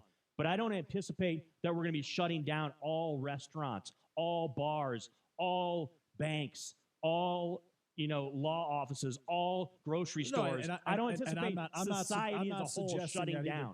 But by default, if those places are not frequented, they will shut themselves down. They will lay off their employees regardless. Oh, no question. And that's going to happen across the country. You're going to have a lot of, and I'm going to bring up Omaha again. But Omaha is number one in the country in bars per capita and restaurants per capita. And if people aren't frequenting those restaurants and those bars, those places are going belly up. And a lot of those places are over-leveraged through banks. So you're going to have a lot of that taking place, and it's going to absolutely destroy economies. And Las Vegas is one of those live entertainment economies. I'm not talking about MGM or the big dogs, but I'm talking about up and coming bars or restaurants or mom and pop bars or restaurants that rely on that have a solid fan base and a good reputation, that rely on consistent business, that have staff.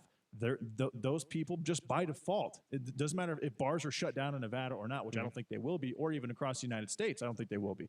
But by default, those businesses are going to basically shut themselves down because they're not going to have the traffic they need to survive. Your thoughts on the impact the coronavirus will have here in the short term, here in Las Vegas at 702-257-5396. Your calls, your takes, greatly appreciated. Let's go out to the phone lines. Chuck joins us now here on the Vegas Jake. Chuck, we really appreciate you spending some time. How are you? Hey, what's up, Chuck? All right. Hey, Chris, so what the pandemic, how come the regular flu is not pandemic? And that's usually 6 months long. And just in the U.S., there's already been 12,000 deaths and 331 million symptoms and then 370,000 hospitalized. Well, that's just here. That's just from the CDC. Yeah, well, here's the thing, Chuck. Worldwide, it's 650,000 deaths. No, I'm well aware of the numbers, Chuck. I'm not a doctor. They haven't cured that. Well, So how can you get these tests? Well, you asked the question. I'm going to answer it. I'm not a doctor, but I anticipate that the answer to that question would be that we have ways to deal with the flu, right? We have certain things that we can take, and it's not considered. Although, yes, the numbers you pointed out. Look, there are way higher numbers of people that die from the flu every year. I also think way more, thousands, hundreds of more people. One of the biggest issues with this is that there's a lot of wealth in this company or in this country lies between the ages of 50 to 80 years old, and a lot of these people that are at risk are very, very wealthy. And there is no. I think they're just the older population. Right, it's elderly people that are at risk, and elderly people are more likely to have more money than a younger population, unless you're a professional athlete or something along those lines. I'm sure that's a possibility, but I don't necessarily think money is an issue when we're talking about. I think that is that should be taken into consideration. Also, Chris, the cases are up to 1,850 now in the United States. The deaths are still at 41. I get that. So Chuck, we understand the numbers on the flu. But it's been brought up, and JD brought it up. This is a novel virus, right? This is something that's new. So that's why we're addressing it. It's not, and that's why I think there's a lot of people out there that are the average Joe, the average Jane that's not a medical doctor. They just see it coming, and we're just not just not familiar with it. So that's why I think there's a lot of fear out there, Chuck. We appreciate the phone call. What really moved the needle in the wrong direction for basically everything is when Tom Hanks and Rudy Gobert, and also an NBA All-Star, and the untouchable of the untouchable, America's favorite actor, Tom Hanks, came down with the virus. I think that really, really changed the perspective of a lot of people and created that widespread panic. Also, when the Diamond Princess was sued, because now if these events take place and someone files a wrongful death lawsuit and they have to answer to that could be an issue too. So you have to look at all these different angles that are making these things happen the way they are. But again, what I think should be happening is you identify the high-risk group and you isolate them from everyone else. Because again, Chris, we could be here, all three of us could have the disease, and we could have a very mild symptoms, kick the virus in 20 days and not even know it. Jumping out. So why should our entire lives be completely just flipped upside down? And why should the economy suffer greatly in the process of that when all you could really do is isolate the groups and just make sure that, and protect them to the best of your abilities from getting the virus? Well, the reason why is because, there's a pandemic, and because we don't.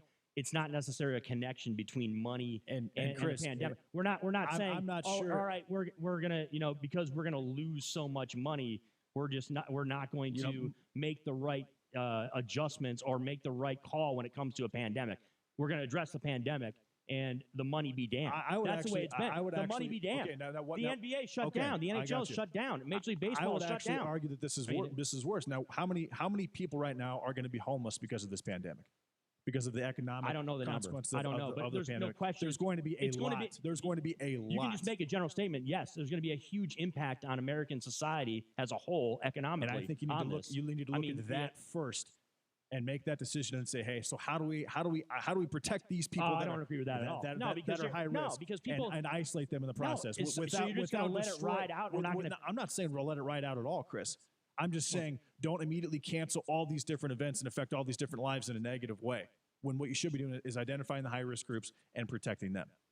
I would say that they are canceling and postponing stuff because of the information they have regarding the virus. It's not because they are, down with people losing money or down with Americans being put out of work or down with the American economy cratering. That's not the motivation. That's not the thought process. The thought process is they want to control a pandemic. And again, the pandemic, the word pandemic in Italy, it's a pandemic. In China, it's a pandemic. In the United States, there have been 1,840 cases, 41 deaths, 26 of which took place in an acute care facility. Yeah, these people, but the doctor pointed out there could be hundreds of thousands already here. Yeah, Ohio said there could be 100,000 in Ohio. Right. I'm not buying that. I'm just deferring to the doctors who know more than we do. And I agree. And yesterday we had Dr. Fink come on the show, and she basically told everyone to stay at home, to not go to large crowds. 702-257-5396 is the phone number. Marge joins us here in the Vegas tape. Marge, thank you for your call. Hey, what's up, Marge? Hi, Chris and JD. Very good show. A lot of points here. Congress is trying to do a financial package, which I think was a good move. Yeah. I think that might calm down, especially the small owners, the small business. I feel sorry for them, But what concerned me yesterday is I heard the governor of Illinois, Pritzker, came out with this thing about no venues over, I think it was 250 people. So we're hearing this morning that our own governor is saying the same thing, which impacts, of course, all of Las Vegas. Yesterday Broadway also closed its shows. Right. We're seeing these television shows, the late night comedians, no audience. Right. Just whoever works for them. And the show was not good. The one that I saw last night with no audience. They need that audience. Yeah, I agree with you because I saw one too. But I'll share an experience yesterday which kind of brought it home to me. I went to a hospital, and as I walked through the hospital, they have stations. And every so many feet, or however they're measuring it, there's a Purell dispenser on the wall. There is a security guard by the Purell dispenser, and there's a sign. And it said, "This is a cleaning station. Please use the dispenser to clean your hands before you go any further within our organization. If you don't do it, the security guard steps in front of you and does not let you pass." And that if anything, kind of like really hit home, and it's kind of frightening. And well, it's on the verge of. It sounds like something that would happen during martial law. Exactly. Yeah. Exactly. That's exactly what I thought. But I'm thinking the average person that isn't quite thinking through all of this, no wonder they're scared. They see something like that. That would certainly frighten. Yeah, that's something you would see in Venezuela. Yeah, but this is what's happening in one of our known hospitals here in town. And there's going to be a lot of things that happen like that. And Marge, we really appreciate the phone call. Thanks, and have a good weekend. Hey, Chris, I'm really scared. But we talked. Mark Cuban, the owner of the Dallas Mavericks, talked about this yesterday. It's almost like we're in a movie, right? Brian It's almost said the exact same almost thing. like this is something. It's so just bizarre on every level that and this is just the beginning, and Chris, right? This is just the start of it. So hospitals are required, ERs are required to take anyone in, right? What if the homeless population? I don't know exactly what the procedures are. That's the national. Up to the minute now, as far as what healthcare facilities are doing. What if the homeless population catches this virus, and most of them have a lot of pre-existing health conditions as well? Well, you would expect that some of the homeless will catch this. What if that happens, and they just go in droves to the ER, and they have to be taken care of first? It's a nightmare, JD. That's a nightmare scenario. And the hospitals, that could absolutely happen in every single major city. Absolutely, with a homeless population in the United States. How do you discern at that point? At that point, I feel like you have to deal with people who actually have insurance, don't you?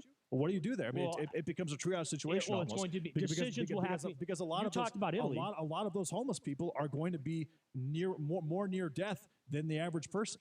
All right. Well, I would argue that you were making the case earlier on the show that you didn't want people to panic, but now you're proposing a scenario that is going to make people panic more. I'm just saying that's one thing that I'm very worried about because of the law where the ERs they have to deal with anyone who walks through their door. And what if 15 or 20 or let's say 50 or 100 in Las Vegas? It could be thousands. Literally, it could be 500 homeless people that go to 4 or 5 different hospitals or one hospital, overrun it, and are expected to be treated for by the ER. Well, because of the virus. I'd make the argument that it's not. That could absolutely happen. But it could absolutely happen. But JD, it's not just going to be homeless people. It's going to be people that are they're infected with the both sides, virus, exactly. and that don't. So how do they discern? Don't take the steps who do they treat? Well, it's a decision that's good. You brought up Italy. Italy's already dealing with that right now, where they have people coming. They're over the hospitals are overloaded, and so they're having to make decisions and prioritize who lives and who dies. It's a horrendous decision that it has to be made by healthcare professionals. It's not something that you would wish on your worst enemy to have to make a decision like that. So yes, that type of scenario obviously is something that we would love to avoid in this country. But if this, you don't want that to happen. If this virus preys on those with poor immune systems, and it's extremely contagious, the homeless population would be the perfect breeding ground for it under those circumstances. Am I wrong? No, you're not wrong at all. And it's interesting that a lot of economic experts are coming out and saying that consumer spending will stay strong during this virus pandemic, including for food and health care. That's true. Which is I guess it makes sense, but there could be steep cutbacks on air travel, hotels, and restaurants, aka disposable income, right? Income where you can recreational spending will not take recreational place. spending. We're already thinking about it now. I'm not somebody who's loaded to the till, you're pretty rich, Chris. But I'm not in a situation where I'm living month to month, so I don't have to really worry about that. But I'm already considering, hey, what am I doing as far as my social activities? What am I doing as far as my disposable income? And I'm sure there are millions of other Americans and people across the globe basically. I'm actually considering that I'm considered low risk. I'm very much considering booking 2 major out of the country trips with my family because I can do it at such a discount right now. By the way, JD, like you, and that's people your age, there's a lot of millennials that are younger than you that are making that decision too. They're saying, you know what? Everything's so cheap right now. I can just fly. I can take that vacay, or I can take that trip where the prices are dirt cheap. And some of the people in the older population, at least this is the impression I've been getting in the last 24 hours, are like, come on, you youngsters, what are you doing? You're being irresponsible. If you go out there and fly around, if you somehow contract the virus and then you end up bringing it home or whatever, there's a lot of that sentiment out there with I think a certain segment of the population. 702-257-5396. Let's go to Joel on line 4. Joel, we appreciate the phone call. How are you? Hey, what's up, Joel? Thanks for taking my call. Absolutely. It all comes back to testing again.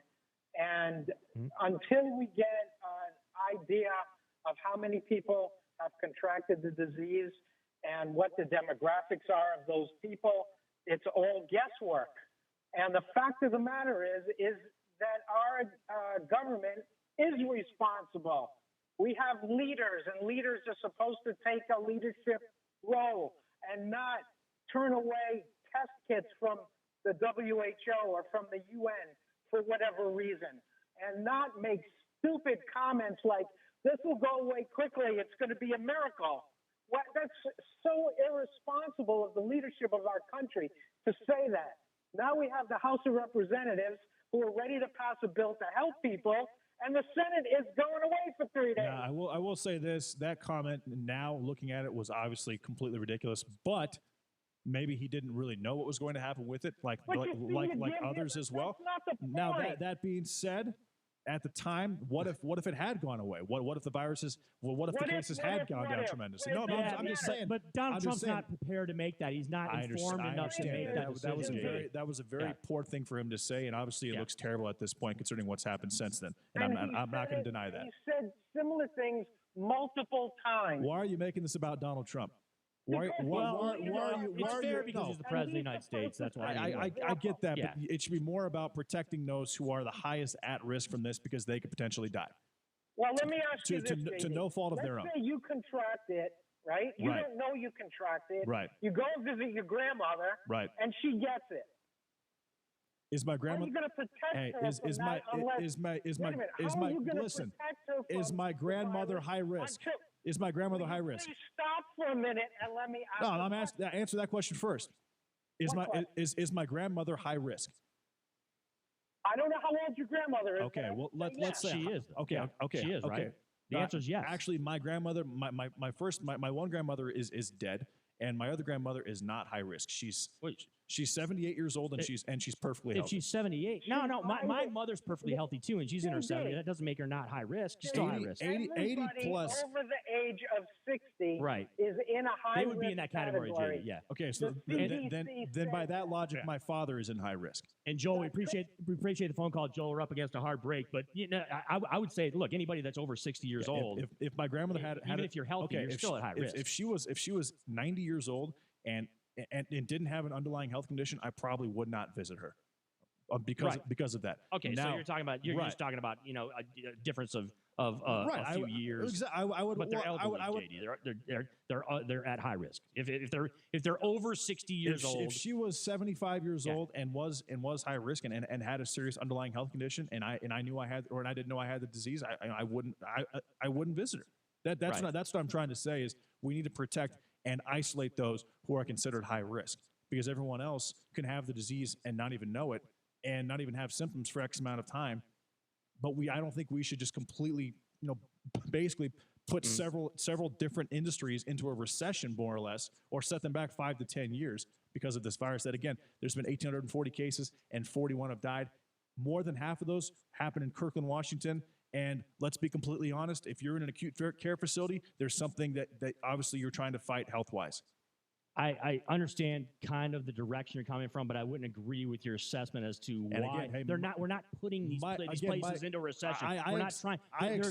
There's a method Chris, to all why these different we're things doing being it. It's canceled, not because we're trying to bankrupt the country. What's happening right now is going to affect millions of people and thousands of businesses and several industries. And we understand that. I'm saying at this point, I don't think that all these different precautions and cancellations are necessary. I think a different approach needs to be made. And I expected my take to be very controversial today. And it's different from yesterday. Yeah. Yesterday I said, after Dr. Fink was on the phone, I said, hey, don't go out, stay at home, just go to the gym, go to your work, go home, go to the store, that's it. Yeah. I'm saying I think that this is an overreaction, and I think what we should be worried about is the high-risk individuals first. JD Sharp, I'm Chris Wynn in for Brian Shapiro. We have Alice Little joining us live next on the show as we continue the Vegas Take on your Friday. This is John Greenhut, and if your teeth are stained from coffee, tea, or smoking, Power Swabs is the answer. In 5 minutes, you'll see 2 shades whiter teeth, and in 7 days, 6 shades. Even better, there's no messy strips or trays that you'll have to leave in your mouth for an hour. Just swab your teeth for 5 minutes, and you're done. To try Power Swabs, call 1-800-679-0969. Your bright white smile will have your friends talking about how great you look. Try it risk-free. 1-800-679-0969. That's 1-800-679-0969. Gio. She's a leukemia and lymphoma.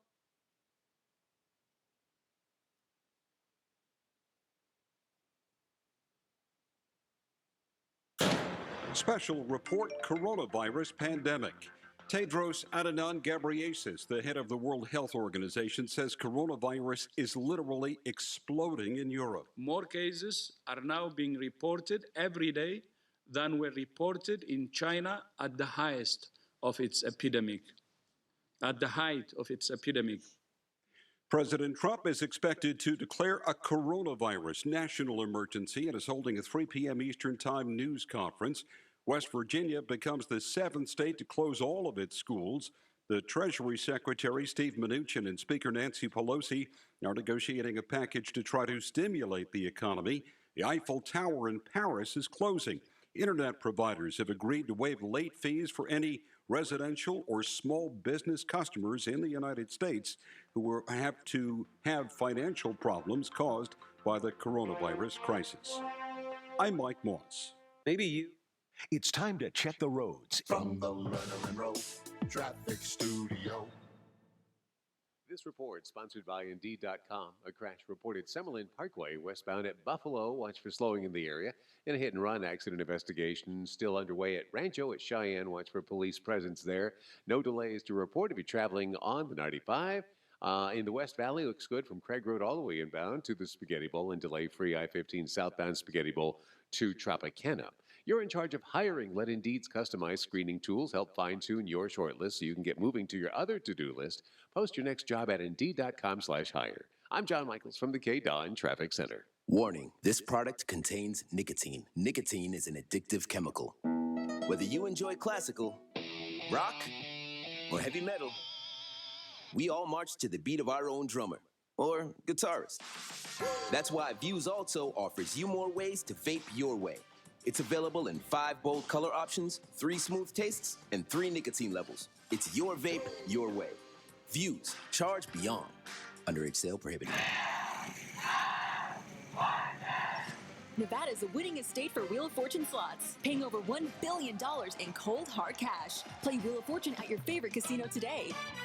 Wheel of Fortune is a registered trademark of Califon Production Incorporated. All rights reserved. Listen to the Texas Corners Bible Church every Saturday night at 11 p.m. and Sunday night at 10 p.m. on 101.5 FM, 720 a.m. KDON. Join Coach Harvey Hyde and Chuck Hayes Saturday evenings from 9 to 10 p.m. for Trojan Football Report, presented by South Point Hotel and Casino, here on 101.5 FM and 720 a.m. KDWN, where Las Vegas comes to talk. This is the story of Julie Guillot. She's a Leukemia and Lymphoma Society advocate and the mother of a child who battled blood cancer. Zach was diagnosed with AML, a deadly leukemia, when he was only 5. He died at just 9 years old, really from the treatment that was meant to save him. Today, the Leukemia and Lymphoma Society is pioneering breakthrough treatments for kids with cancer. Visit LLS.org and save a child's life. Furnished by LLS. Sunday nights, it's Steve Sanchez. Wake the heck up. Live from the undisclosed bunker studios with a Constitution in one hand and a Bible in the other. Sundays from 7 to 10 p.m. on News Talk 720 KDWN. Mark Levin, weekdays 3 p.m. to 6 p.m. Now back to the Vegas Take on 101.5 FM, 720 a.m. KDON.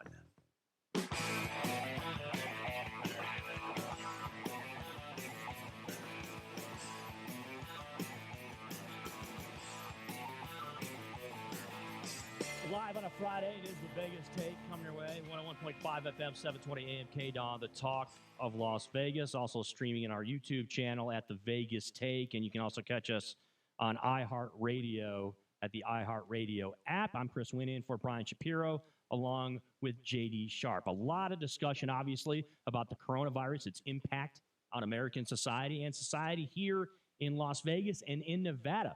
And our next guest is well aware of the situation. And, of course, we've been talking a lot about industries here in Las Vegas and here in the state of Nevada. And so it's a great opportunity here to talk with Alice Little. She is a sex entrepreneur and influencer. As a licensed sex worker at the world-famous Moonlight Bunny Ranch, the legal brothel in Lyon County here in Nevada. She is a go-to intimacy and sexuality coach here in the U.S., She's also an outspoken advocate for sex worker rights and a vocal champion for the all-inclusive sex-positive society. She co-founded the Nevada Brothel Association, a political action committee that advocates for the rights of women working here in Nevada's legal bordellos. Alice Little joining us here on the Vegas Take. Alice, we really appreciate you spending some time on your Friday. How are you? I'm doing great. It's my pleasure to chat with you. It's our pleasure to talk with you as well. Now, Yes, it is. You know, my initial reaction when I realized that we were going to be talking to you and get an opportunity to interview you, I thought about what has happened in the sports world, because obviously with the cancellations of things like the NBA and the postponement of the NBA and Major League Baseball and the NHL, I think about contact sports, right? And I think about, you know, person-to-person contact. And so obviously in your industry, this is paramount. This is something that we think about. This is something that we're going to address, and that we're going to be, especially when there's something going on like the coronavirus and there's a pandemic here in the United States.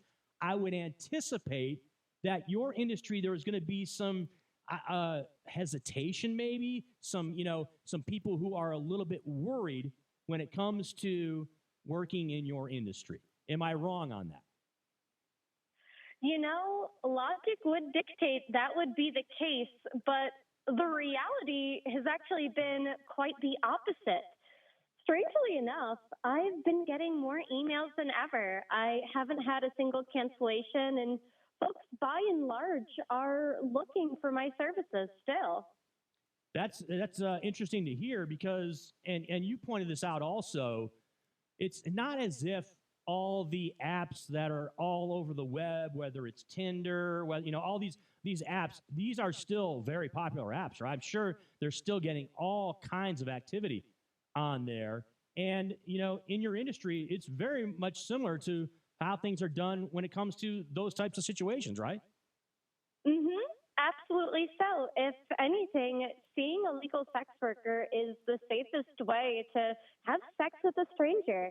We're STD and STI tested. I'm a very low volume provider. I only see 3 to 5 guests a week, if that. So it's less of a risk than, say, even the average bank teller has, who's interacting with dozens upon dozens of folks on a daily basis.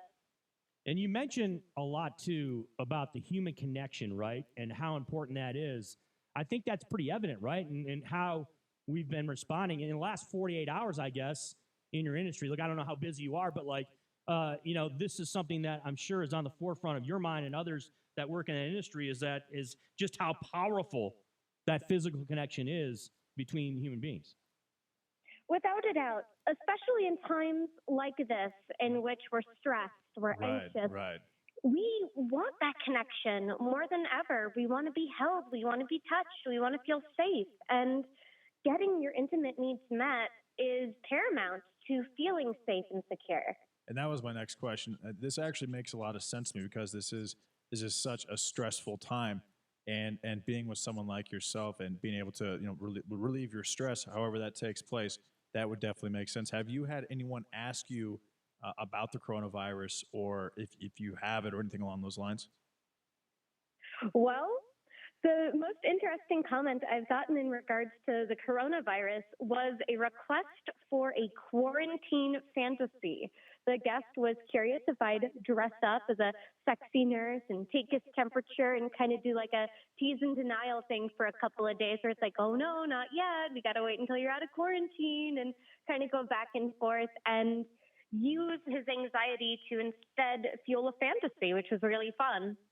I'm sure, like all Americans, and Alice Little joins us here on the Vegas Take. She is a licensed sex worker with the Moonlight Bunny Ranch over across the way here in Nevada. And you have made comments, like all Americans.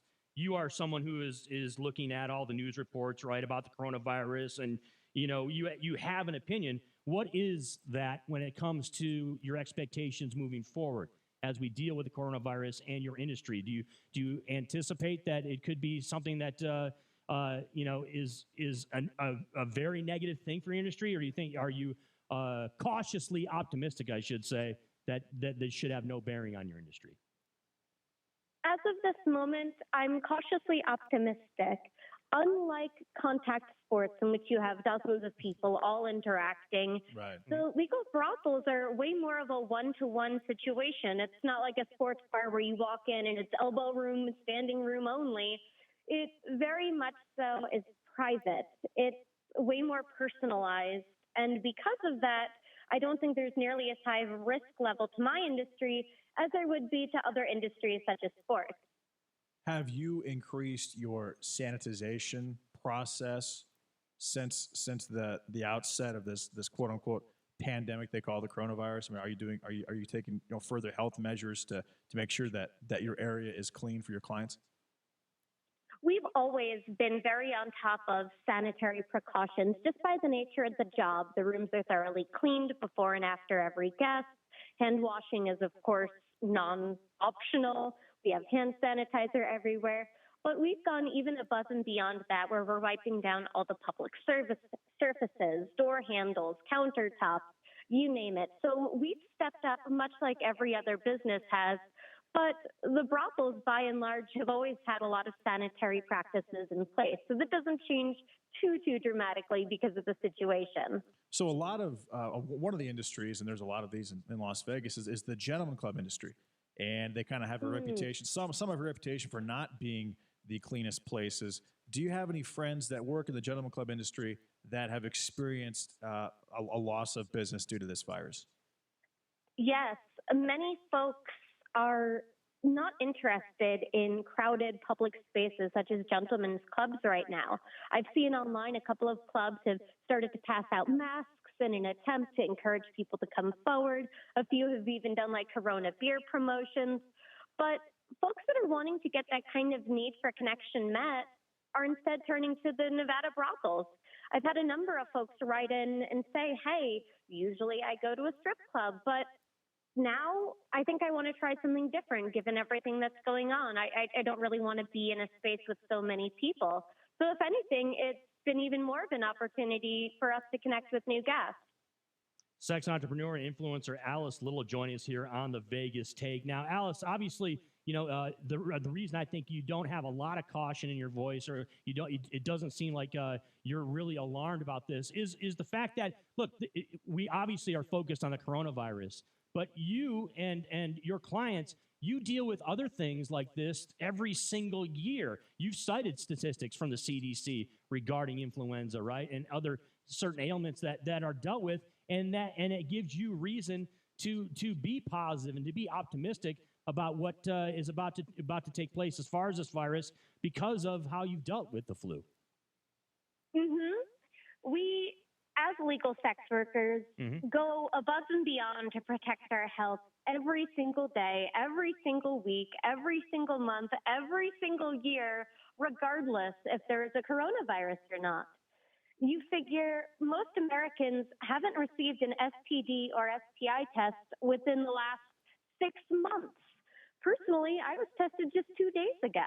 I'm very, very conscientious about my health. And because of those precautions, I'm really not overly concerned about the coronavirus. Much like any other illness, I believe this too will pass. And with some luck, we're going to be able to turn around here in a couple months, look back at our toilet paper frenzy and say, wow, weren't we silly? You definitely see that. Yeah, we hope everything is going to be just fine with Alice, your industry, and of course your work over at the Moonlight Bunny Ranch. Of course, you're very active, obviously being an advocate for sex worker rights and vocal champion with the all-inclusive sex-positive society. That just sounds awesome, JD. Hey, Alice, so one of the presidential candidates on the Democratic side, Tulsi Gabbard, actually made a comment last month, and she thinks that prostitution should be decriminalized across the United States. Do you think that's going to happen in the near future, or do you think Nevada will be the only state, well, at least in Pahrump for the foreseeable future? I do believe that this is going to be the year of the sex worker. It's coming up in public debate far more frequently than it ever has before. If we are ever going to see national level decriminalization and legalization, this is going to be the time in which it's going to happen. I've gotten to see the statistics firsthand about how having a legal brothel system benefits local society. Right in Lyon County, you figure the legal brothels benefit the county 30% of their discretionary budget to the tune of $500,000 every single year. Imagine how that could impact every single county across America. That's literally a multi-billion-dollar industry that we're not taking advantage of right now. Much in the same way that we use the taxation dollars for marijuana to fix our schools, why not legalize sex work nationwide and use that money to fix the roads, the infrastructure? There's no reason not to. It's a consensual act between two adults that are choosing to do so in the healthiest, safest way possible. So we had Roxanne Price from Sherry's Ranch on last month, and we discussed how there were sex doll brothels kind of popping up in the area. What are your thoughts on that? We kind of had it was a good discussion, but the base of the conversation came out that these places are basically disgusting, and they totally objectify women. Do you agree with that? I agree. They're really horrific, not to mention incredibly unsanitary. Those sex dolls aren't exactly the easiest things on the planet to keep clean and hygienic between guests, not to mention the fact that it's an inanimate object that you're doing a very human act with. It takes the intimacy, compassion, and connection out of the experience, and it makes sex become something that's very cold and very distant, which I think does not bode well long-term for our society. It only draws us further apart from each other in a world in which we already are so distant between our cell phones and the computer, and there's really no genuine human interaction anymore. Having sex doll brothels is only going to increase the damage and be really problematic for society. She is co-founded the Nevada Brothel Association. It's a political action committee that advocates for the rights of women working in Nevada's legal bordellos. Alice Little joining us here live on the Vegas Take, a legal sex worker with the Moonlight Bunny Ranch here in Nevada. Alice, how can we find out more information on you? Give out your social media so that those that want an opportunity to interact with you can actually do that. Yes, the best way to find me is through Twitter at @TheAliceLittle or on my website, www.thealicelittle.com. And of course, folks can always email me too, AliceLittle@bunnyranch.com. It's my pleasure to answer any and all questions that you have about me, my industry, and sex in general, really. And it's also true. Don't you have a YouTube channel as well too, where you started? Was it an educational series intended to reframe society's view on prostitution? Yes, I do a live morning show Thursdays, 10:30 a.m. PST, youtube.com/AliceLittleTV. Not to mention, I also upload lots of other content, such as Ask a Sex Worker, in which I answer people's questions about sex work, how-to videos, informational topics, silly fun things that I've done with my coworkers, and really so much more. Alice Little joining us here on the Vegas Take. Alice, we really appreciate you spending some time on a Friday, and I'm sure during this very tense and tough time here in America dealing with the coronavirus, yourself and, as you said, your coworkers are doing every bit of your part to make it that much easier for a lot of people out there and to enjoy themselves. We appreciate Alice for spending some time. Yes, thank you so much for having me. It's really been my pleasure to bring pleasure to America in a time in which everyone is really experiencing stress. Thanks very much, Alice. We appreciate it. Have a good I weekend. think that's a great model. Thanks a lot, Alice. You too. Yeah, there you go. Alice Little, licensed sex worker with the Moonlight Bunny Ranch. Look, I've lived here in Las Vegas for 17 years. Never had an opportunity to head out over the mountain, to head out over to Pahrump or to any of the establishments. Wait, really? JD, I don't know if you have the opportunity. I never have. You haven't either. You're basically a newbie here in Las Vegas. Yeah, I'm 3 years in like 2 months. Look, we're here in Vegas. We obviously have different, more liberal viewpoints when it comes to social issues like this. I understand there's probably a lot of people out there that think of this as a seedy topic, think of this as I'm telling you, I think it's isn't changing. necessarily worthy I think that's changing. of discussion. With sex trafficking and all these STDs and how legalized prostitution, having someone like Alice Little walk into a compromised marriage that is an open marriage where one person is unsatisfied sexually. All that stuff is actually very healthy and could be a good thing long term. So I agree with Tulsi Gabbard. I think prostitution should be decriminalized across the country, and I think Alice Little's right that it's going to happen at some point in the near future. What doesn't make sense to me, JD, is how are you having it legalized like in every county outside of here in Clark County? I don't really understand that. We're here in Las Vegas where people want to discuss this town as being, what happens in Vegas stays in Vegas.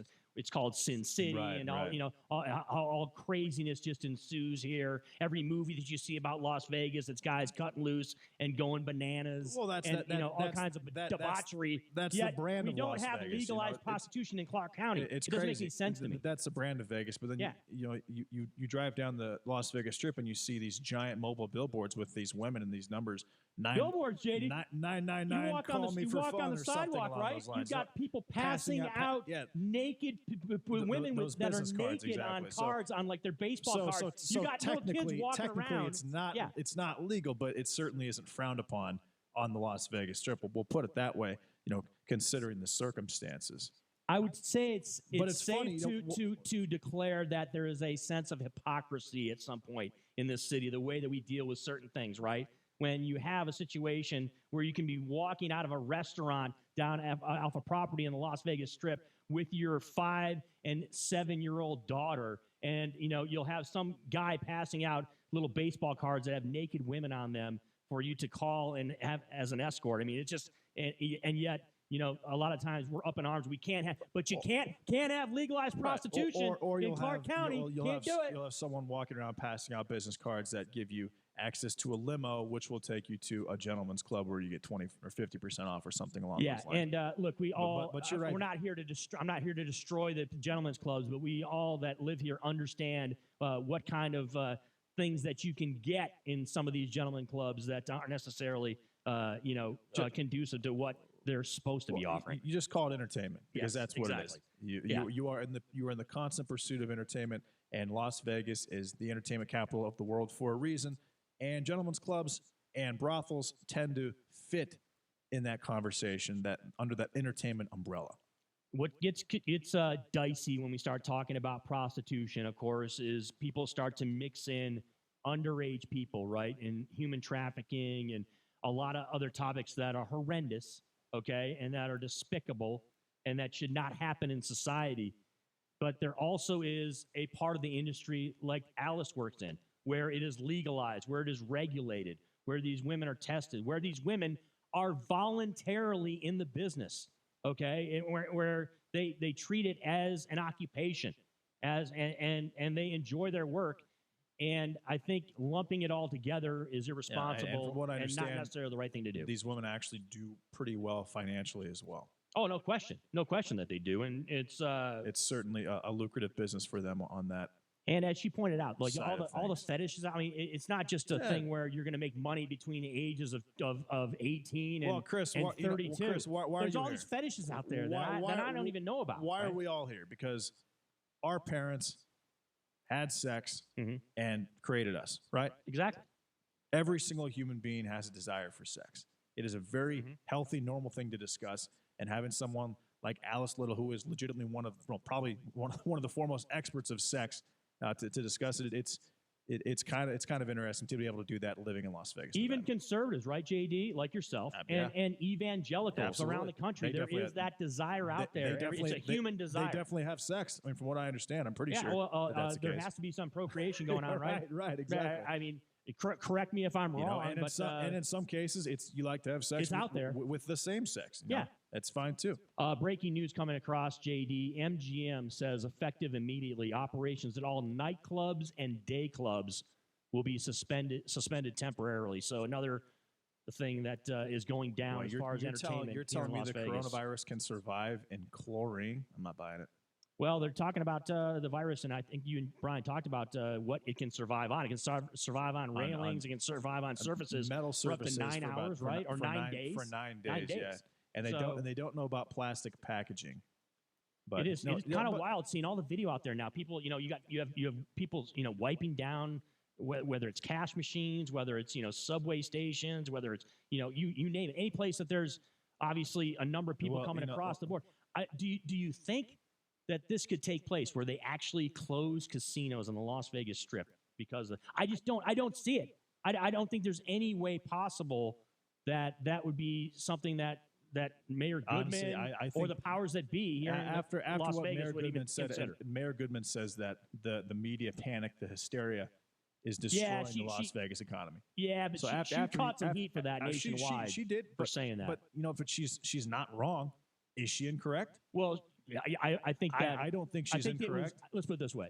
I think it was reckless that she came out and said it that way. But I think that, it's best that we I don't mind a mayor. have the information at hand before we start saying things like that. I don't mind the mayor of Las Vegas. We do have the information. Yeah, but 1,800, it's probably up to 1,870. We'll say 1,870 cases in the United States. But you know the deal, right, JD? I get it. There's going to be hundreds of thousands of cases. 42 deaths, 10 of which, and now there's 10 in critical condition right now, which means that the chance of them dying is higher than the chance of them not dying. Right? No question. And over half of these JD. took place in Kirkland, Washington. I understand that. But Those are initial numbers. You're talking about initial numbers. We're in what's going to transpire in the next 5 to 12 days. days. The deaths are not initial numbers. The doctor said deaths yesterday. are spot on. The doctor said yesterday that their cases are going to skyrocket. We're going to talk about into the hundreds of thousands of cases. Okay. Does that mean everyone's going to die? Absolutely not. Okay. The mortality rate is at 3%, right? Is it under 3% basically for the coronavirus? I believe it's just under 3%. So you're talking. I'm not a math expert. 73 days in. We're talking about three people out of 100. It's roughly 3%. In some cases, like in South Korea, it's significantly lower. I think it's 0.2% in South Korea. It's higher in Italy.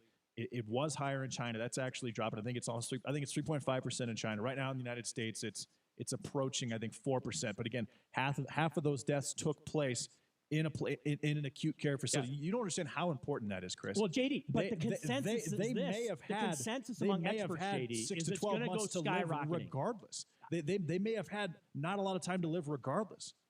And why is that? Why is that not being factored You're not into the necessarily equation? contradicting what I'm saying, It's not like this virus is killing perfectly healthy people. It's not. I understand that. That's why I don't understand why. But the consensus by people that are in the know, JD, are saying that cases are going to skyrocket. Okay. Chris, that is the opinion if the United and the States, expertise of people that are in the know. All right. If the United States ends up with 140,000 cases, and I think it'll be way more than that. Way more than that. Okay. Well, let's say 500,000 cases. Yes. How many deaths do you think will take place with 500,000 cases? Look, I'm not a doctor. I'm not a CDC expert. Chris, I would anticipate it'd be up around 250 to 300 deaths. Yes, I would anticipate something like that. At 3%, it would be higher than that.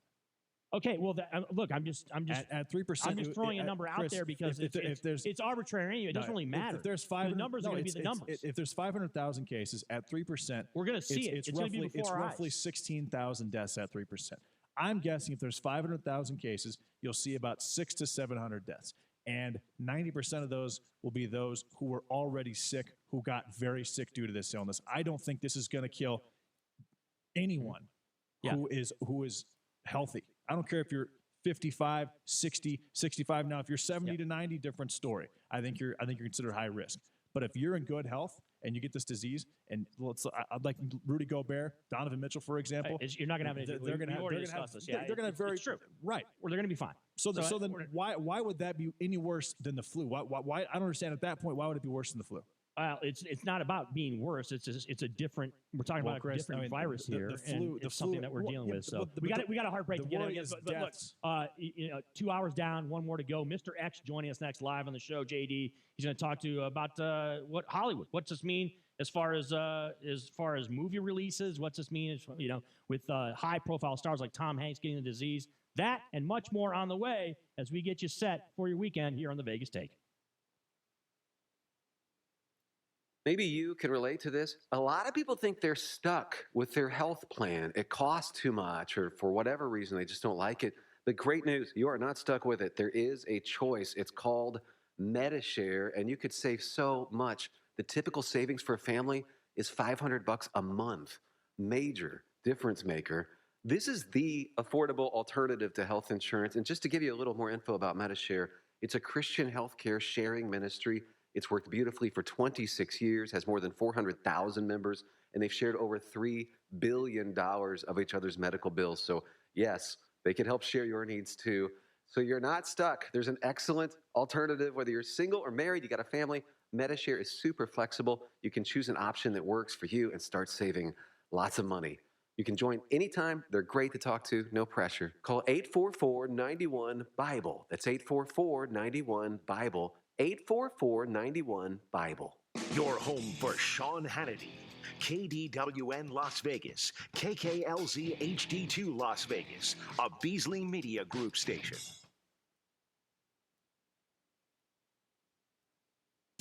Special report coronavirus pandemic.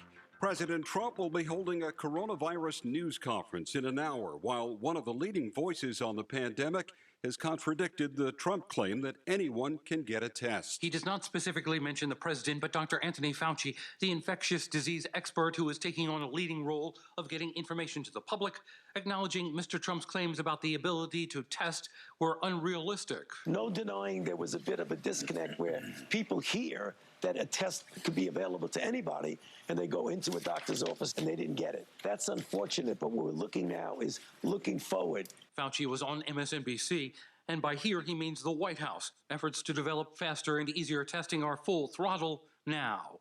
Bob Costantini, Washington. Delta Airlines is making major cuts to its capacity, and MGM Resorts is just announcing that it is suspending operations at its locations. I'm Mike Moss. It's time to check the roads. From the Leonard Road Traffic Studio. This report sponsored by Liberty Mutual Insurance, where you only pay for what you need. A crash reported on the 95 northbound at Eastern Avenue. Still a factor, so too the crash in the West Valley on Summerlin Parkway westbound at Buffalo. On the surface streets, an accident injury sustained reported Cheyenne at Wallapai Way. Injury accidents with police and fire on scene. Craig, westbound at the I-15 at the overpass. Did you know Liberty Mutual lets you customize your coverage so you only pay for what you need? Some did not. Liberty Mutual Insurance. I'm John Michaels from the KDON Traffic Center. It's open enrollment season, and Medishare is the Christian healthcare sharing ministry that saves most families about $500 a month. Google Medishare and see if it's a fit for you. Medishare, healthcare you can believe in. Hey, Las Vegas, let's face it, banks don't lend money anymore, and payday loan companies charge too much. Nobody has you covered like the DLC with our signature loans up to $5,000 in less than 30 minutes. Really?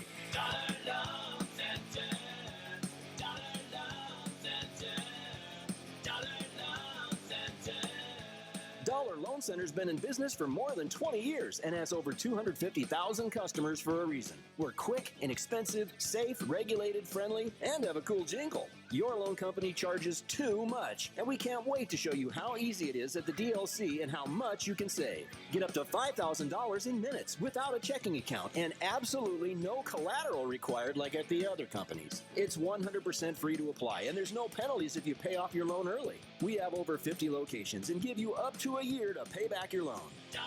Licensed by the Data Financial Institutions Division. Customer must meet the normal loan qualifications. To review loan qualifications, visit us at don'tbebroke.com. Certain limitations may apply. Loans are subject to approval. Warning, this product contains nicotine. Nicotine is an addictive chemical.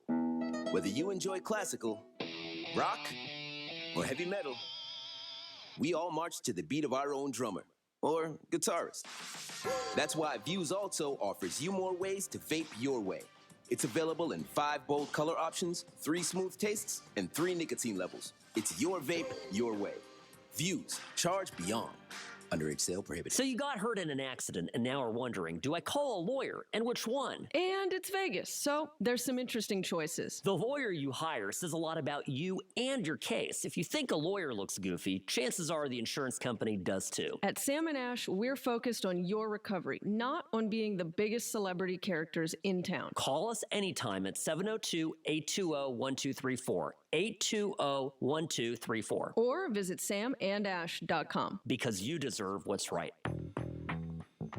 Mark Levin, weekdays 3 p.m. to 6 p.m. Now back to the Vegas Take on 101.5 FM, 720 AM, KDON. The opinions of the hosts on KDWN are their own and do not necessarily reflect the views of this station, its management, or Beasley Media Group. Right now, the day's biggest news stories from a Vegas perspective. This is the Vegas Take with Sharp and Shapiro. 1, 2, 3.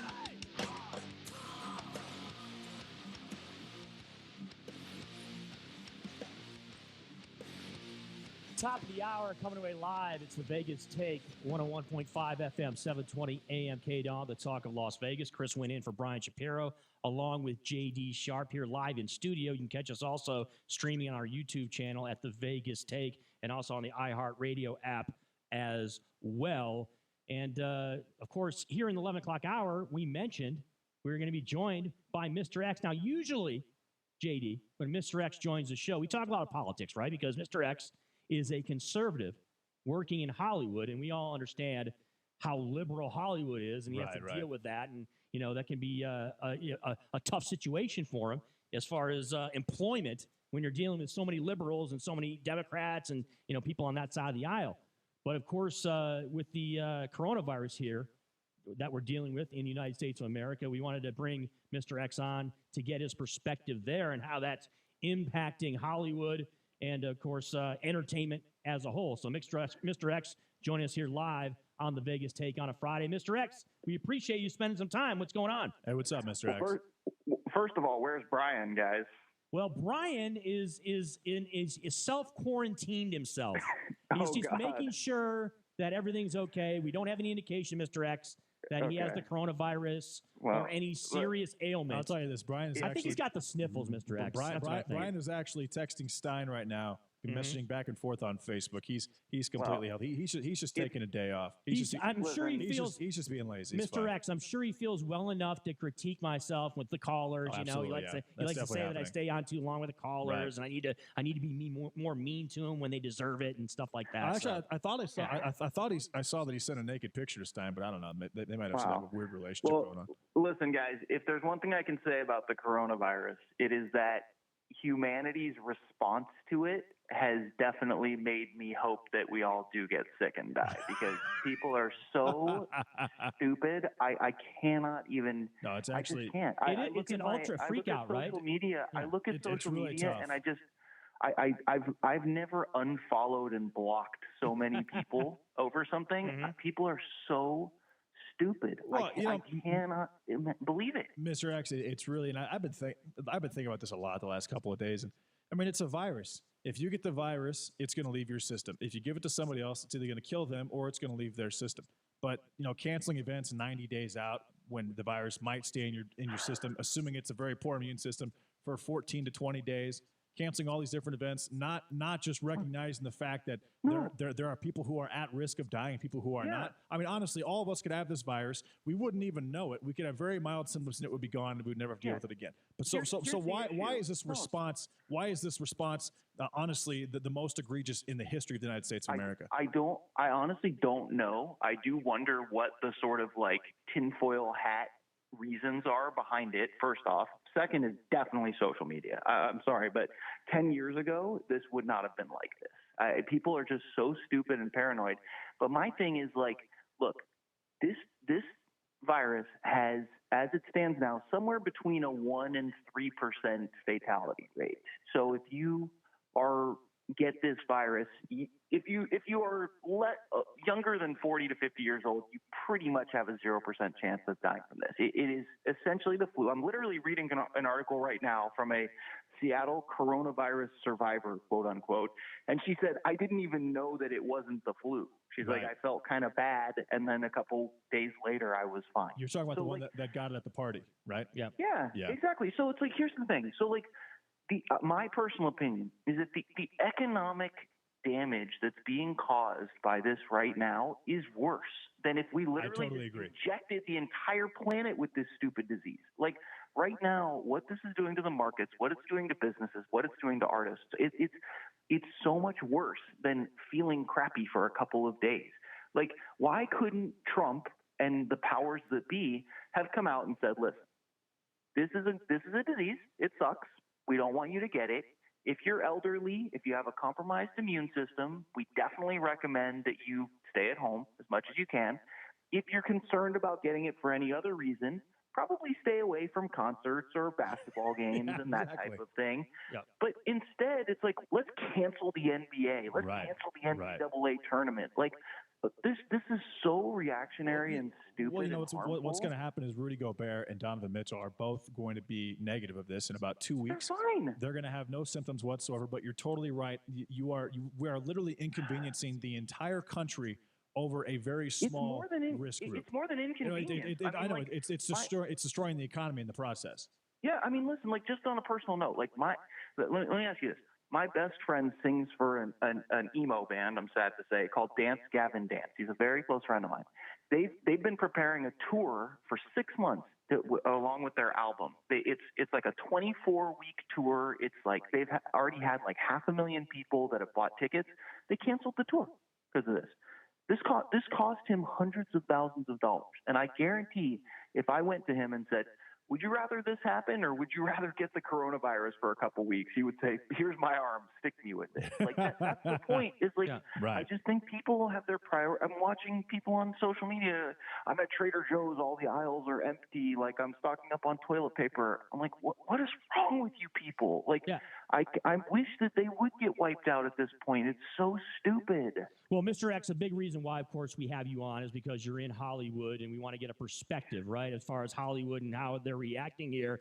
And one of the stories, of course, is the 2 blockbusters, right, Mr. X? There's been 2 blockbusters that have basically been postponed and are not going to be put out at the time that they were expected to be. So what's the situation there and what's going on there? Yeah.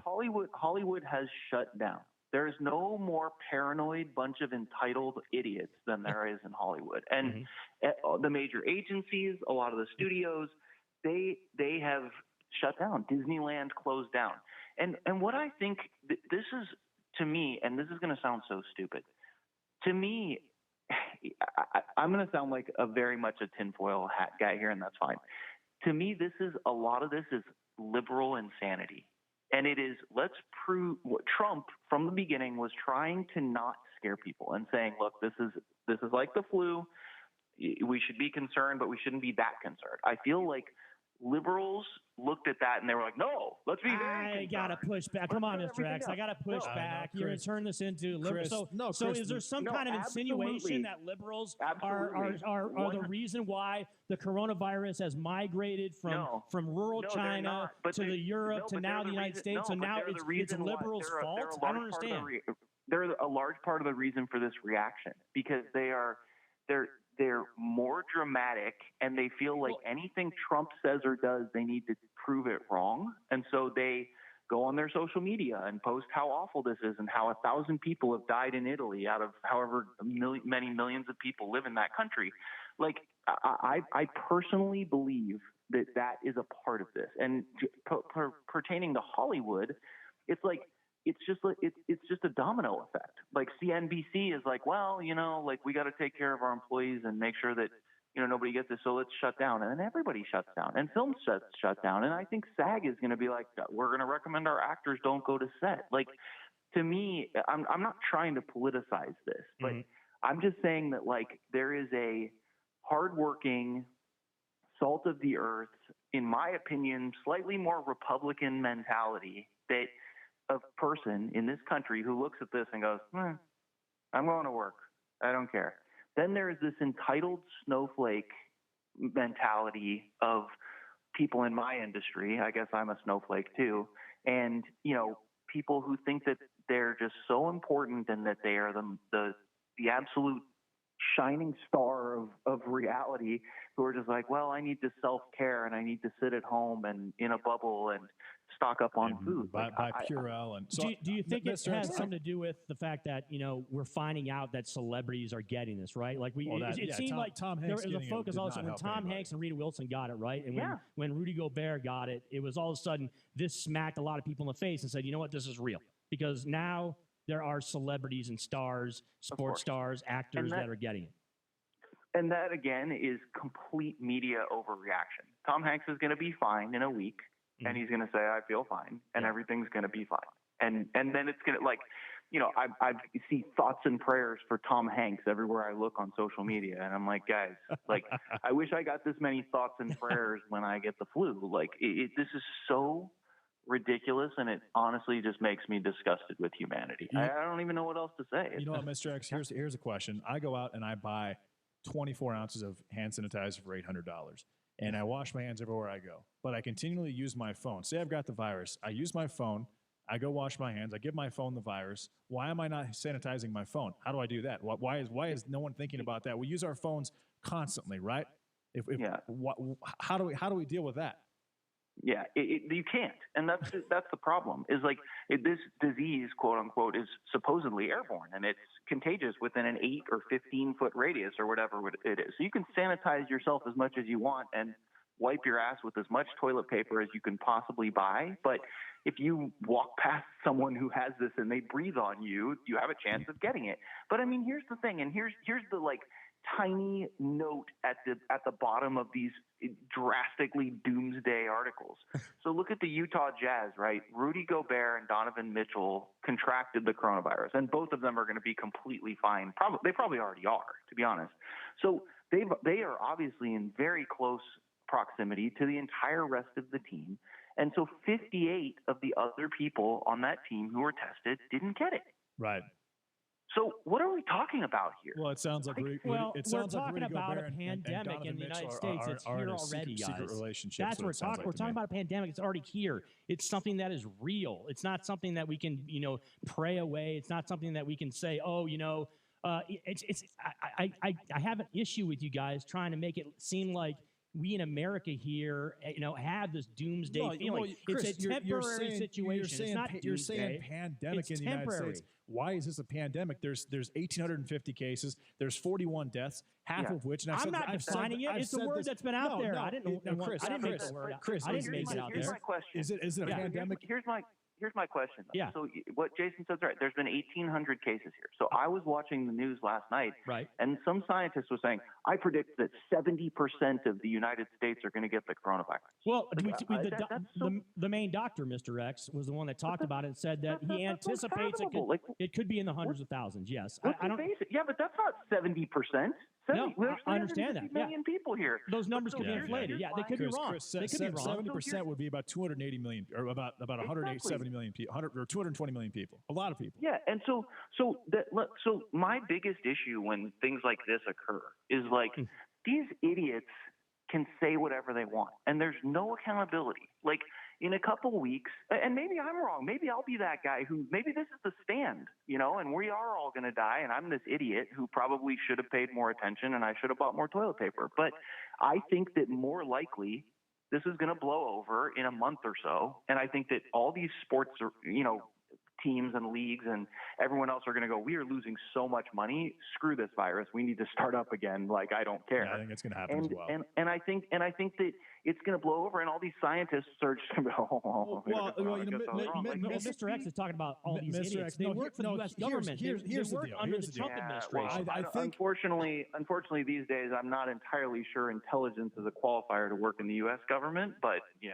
Well, the people that are making the decisions know more than we know, right? As far as infectious diseases and what's going on as far as the coronavirus. But what are their ulterior motives, man? Like, I mean, that's the other thing. They're trying to bring this on? Is that the insinuation that they're trying to do it? Maybe if somebody him saying, I think 70% of the United States are going to be infected by this. That would create fear. Yes, he shouldn't say that. It does create fear, and it creates money for his. What he does. Like that's the thing is like, for all I know, this is a conspiracy by the grocery stores. Like they're making a killing right now. Now you're starting to throw spit wads at the wall. I'm joking about that. I think that's a stretch. But the reason why the NBA suspended the season, the reason why sports reacted the way they did is because these guys are making millions of dollars a year. Or in the case of the reason they suspended it is because they don't want the virus to spread. That's why they suspended the season. Chris, that has nothing to do. I honestly that's not the reason why. I don't think that's not the reason why. They suspended the NBA season. Why did they do it? I think it's about the players and to see how they react to it. If Donovan Mitchell, they suspended the season because of the players. Let me finish my statement. Let me finish my. It makes perfect sense. But if Donovan Mitchell and Rudy Gobert come back and they don't have this virus and they're totally fine, I think every single sports team, because everything that Mr. X just said follows through. I think every single sports team will basically say, hey, this is not going to affect our players as bad. Because again, there's no evidence whatsoever that would happen. 240 million people could get the coronavirus in the United States, but it might affect 95% of them like a common cold. And then what does that do? And also too, to add to that, I will say even more. I think that one of the biggest reasons that things like Disneyland and sports, franchises are doing this is because of how litigious this country is. Right, exactly. And the bottom line is like all anyone cares about is not getting sued and not looking bad. And like, because the media outcry over this has been so egregious and ridiculous, like one group or league does it, and then like I actually love that the NFL was like, we're not delaying the season. I don't care. We don't care. We're not I would delaying disagree the that the season. reason they're doing this, though. I disagree. I'd say the reason that they are doing it is because they don't want large crowds in venues where you have access, where you're in close quarters with numbers of people you don't know who could have the virus. That's why. They don't want people with giant.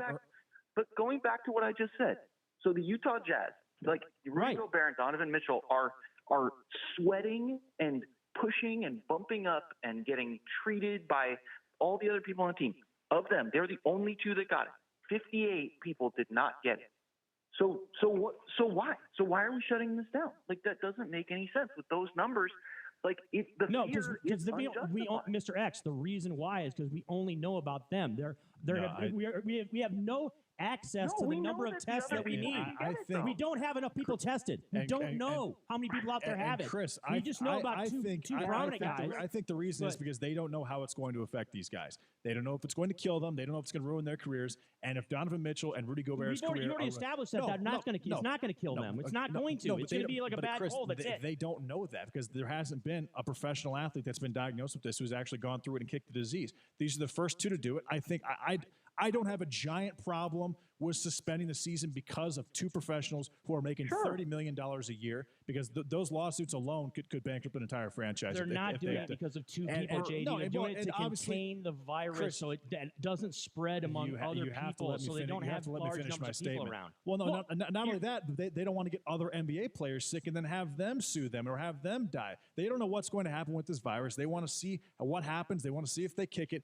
If they kick it, if they recover from it, if they get over it, then I believe Mr. X is totally right that sports will just come back with a fury once that happens. And nothing infuriates me more than this type of reporting. And this is not in any way accusatory. We don't know what this is like. We don't know how many people are going to get this. Like, we don't know how serious. Well, we don't know how many people. Right. We don't though. We don't know how many people have it already. I know that, but that's not. But what are you saying there? I'm saying that we don't have. Mr. X, I'm saying something very clearly. Why not state the facts? Why not say this is how many people have? We don't have the facts. That's the whole point. We don't have adequate testing in the United States of America to determine who has the virus now. We definitely have. You guys aren't understanding that point. That doesn't make a difference. We don't know how many people have it. Chris, the whole point is it doesn't matter how many people have it. It matters who was the high risk group, who was being affected the most, and who was dying. That's what matters. And Chris, I will agree. High risk. Okay, fine. So let's extrapolate it from other countries, because they do have, and they have tested it. Americans are no different than any other race. As far like, we're not like genetically predisposed to this. Italy shut down. Italy shut down as a society. They shut down again, and they probably shouldn't have, in my opinion. Like that's again a massive overreaction. And again, like I think hundreds of people have died, right? There's thousands of cases. There's actually 1 million cases, I believe, right? In Italy? No, Chris, there's 15,000 cases. They've had about. That's it in Italy. Yeah, they've had about. It's a country of 56 million, by the way. I know. Yeah, they've had about. They've had 1,000 deaths. That's exactly my point. You just stated facts. You just stated the number of people that are infected, the number of people that are in a country, and the number of people that die. If the media would report those things, I think that the overreaction to this would not be as bad. But instead, they need clicks, they need listens. See, the problem is, Mr. X, you and JD are dismissing the fact that we don't know how many people in the United States of America are affected right now. What we're saying we don't know that. What we're saying is the majority of people in the United States. However, I will say you're right. We don't know. You're 100% right. However, we do know how many people in Italy have contracted. We do know how many people in China have contracted it. And again, if we are using our rational brains and extrapolating that to the U.S., other than some very bizarre predisposition or strange societal arrangement that makes us more predisposed to this, it should be a similar percentage or number that would become infected here, potentially. So instead, this is all I'm trying to say. Instead of completely shutting down our infrastructure and causing massive harm and costing billions of dollars, why not just say, listen, these are the numbers from other countries. We would rather people don't die from this. So be careful, stay in your homes, as much as you can. And if you're predisposed, if you're in this demographic, we very strongly recommend that you do not interact with other people. And that's it. You single, we don't know how bad single this out. can be. 70% of the country can get it. Yeah, guess what? 100% of the country can get it. Look, your thought process, Mr. X, and JD's as well too. If this is something that's feasible, I'm sure the powers that be, the people that are in the know, Chris, who are informed on the infectious diseases. JD, let me finish. Who are informed about that? They would agree with you. Wouldn't they agree with you? The people who know about this would agree with you, right? No, they would take the steps that you're talking about. I don't know, because that doesn't help them. No, if you say it doesn't help them. If you tell someone they're American citizens. We all live in this country. It doesn't matter if you're Republican, Democrat, Independent. What your views are, right. It's affecting the country as a whole. You're right. Yeah. So again, it doesn't matter. So what this comes down to again is essentially accountability and nobody wanting to be wrong and nobody wanting to get sued. So that is what this always comes back to. Is like if they came out and they said, listen, this is not that bad. We don't want everyone panicking. Let's please not shut down the stock market and events. Everything's going to be fine. And then somebody dies and they go, you said this. Right. That's the world we live in right now. And I think that people don't understand that they cause so much more harm doing what they're doing and vastly overreacting and intentionally scaring people, because that's just society right now. It's like we have to be so cautious and like so afraid, because then if it's less bad than we thought, then fine.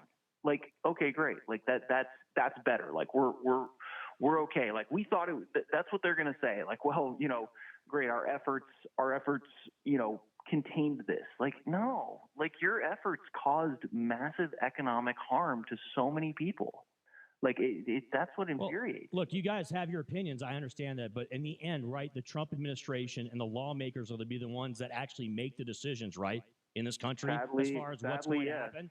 So we're going to find out. We're all going to be able to witness exactly what it is they do as far as addressing this, right? I mean, there's no mistake about that. And he's already going to declare a state of emergency, which is a national emergency. Trump is speaking at noon, and it does sound like he's going to do that. But I agree, Mr. This is, in my opinion, blown totally out of proportion, and it's being looked at from the wrong perspective.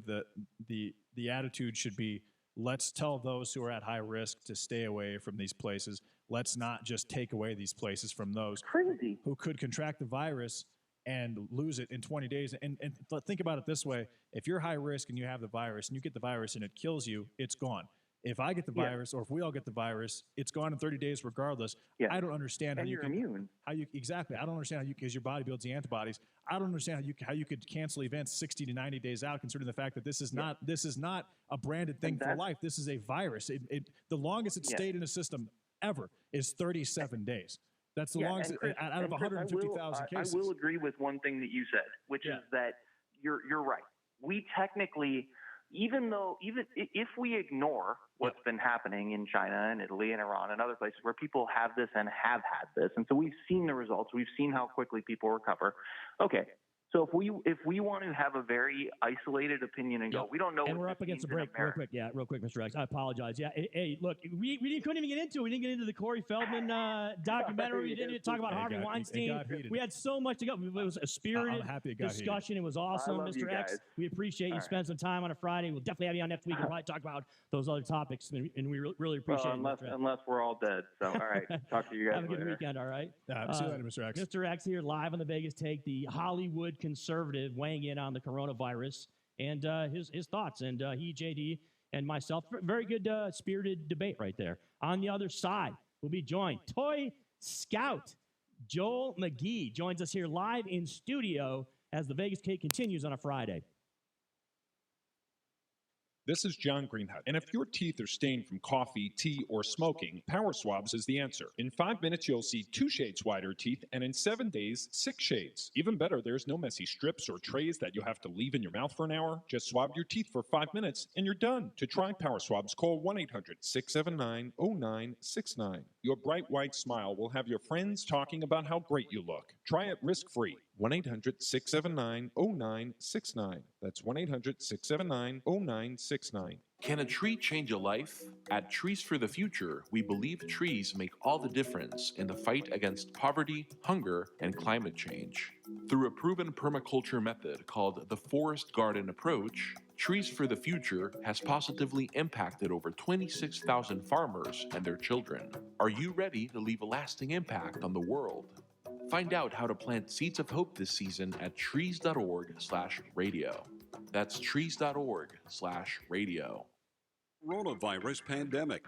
President Trump is expected to announce he is declaring a coronavirus state of emergency when he holds a news conference shortly. Correspondent Caitlin Collins reports the move could help in the virus response. This would really just activate FEMA and unlock resources that these states don't have right now. That is something that we had heard was going through essentially the legal vetting process yesterday, and they were still figuring out all of the details with that. But essentially, it would free up more resources, supplies, things of that nature for these states.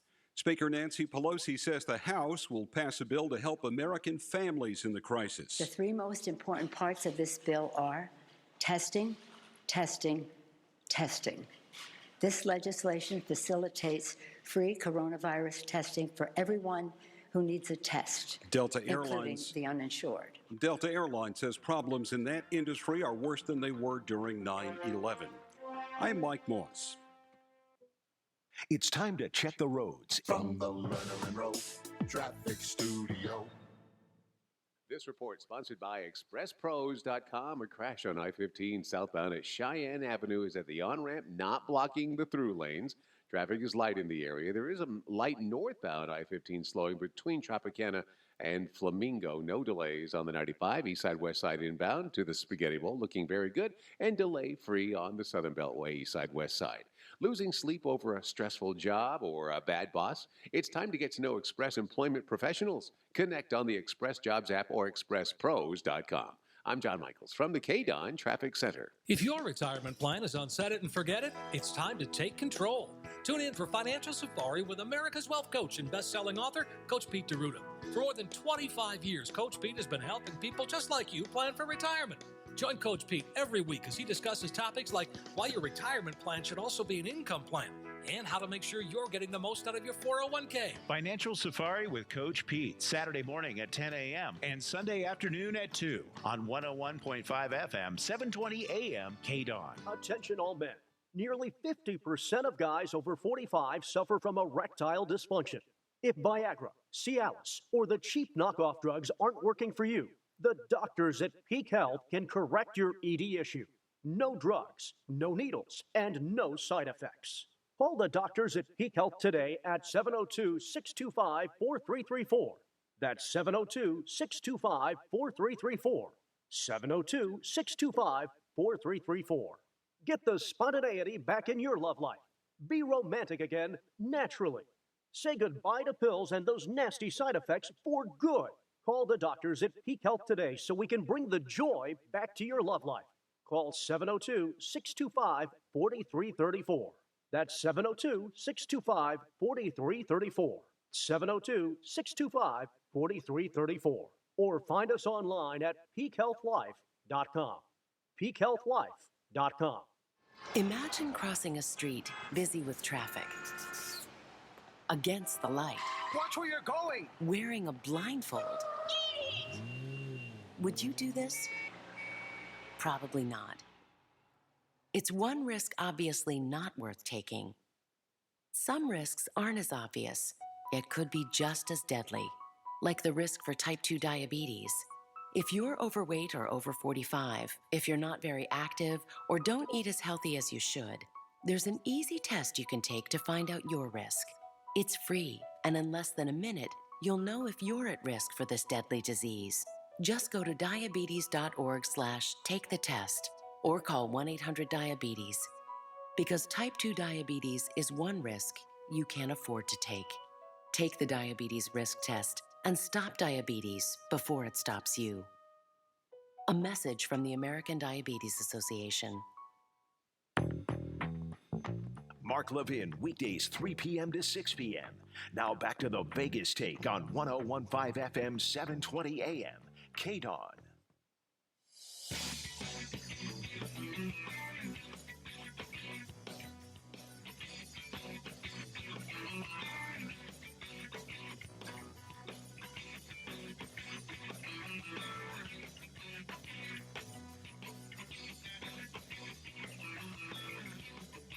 Welcome back to the Vegas Take on your Friday.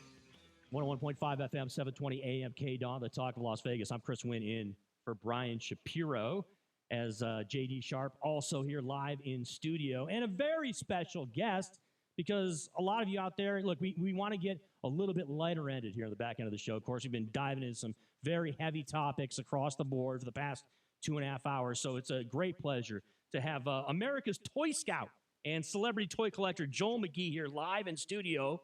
Joel, very great pleasure to have you here, and thanks very much for spending some time with us. Oh, thanks for having me out. This is a blast. I love doing these. So Joel is in town here in Vegas for ToyCon on Saturday, and he's also he's going to let us know a little bit about his toy collecting and, of course, what's going on. He's in town to display the $100,000 Hot Wheels Camaro he just discovered. That is so rare. Even the Mattel people want to come and see it. He has a number of great holdings. He's actually brought in studio here a super cool setup that we'll have on display. Of course, we're here live on the YouTube channel as well, too. So it's a great opportunity to Joel. Joel is also Pawn Star's go-to Disney expert and appraiser. You can catch him on the History Channel during the 16th season of the award-winning reality series, of course, here filmed in Las Vegas. A very popular show. We're well aware of the guys over there at Pawn Stars. We've had the guys in here live in studio, so they're always a great interview, and it's a great spot to head down to.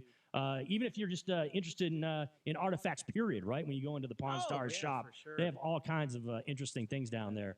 And it's great to check out. But, of course, Joel, your expertise being in the toy industry. Now, it's best probably to go back to the beginning with you, right? And with us, because we think about when we were youngsters as kids, they always use that term, he's like a kid in a candy store. Well, that wasn't really necessarily the case for a lot of us. It was, a kid in a toy store. It was always so much fun to get a chance to go into a toy store or where we grew up. We all grew up in the Midwest. Oh, yeah. And get a chance to check out all the latest gadgets, all the things that you might not be able to go in there and buy them, but you got a chance to kind of check them out and get a little idea, right, JD? You could ask your mom and your dad, and they would tell you that it's too expensive, and then that's how it would go. And that would happen to me at least once a week with G.I. Joes especially. So, I could definitely relate to that.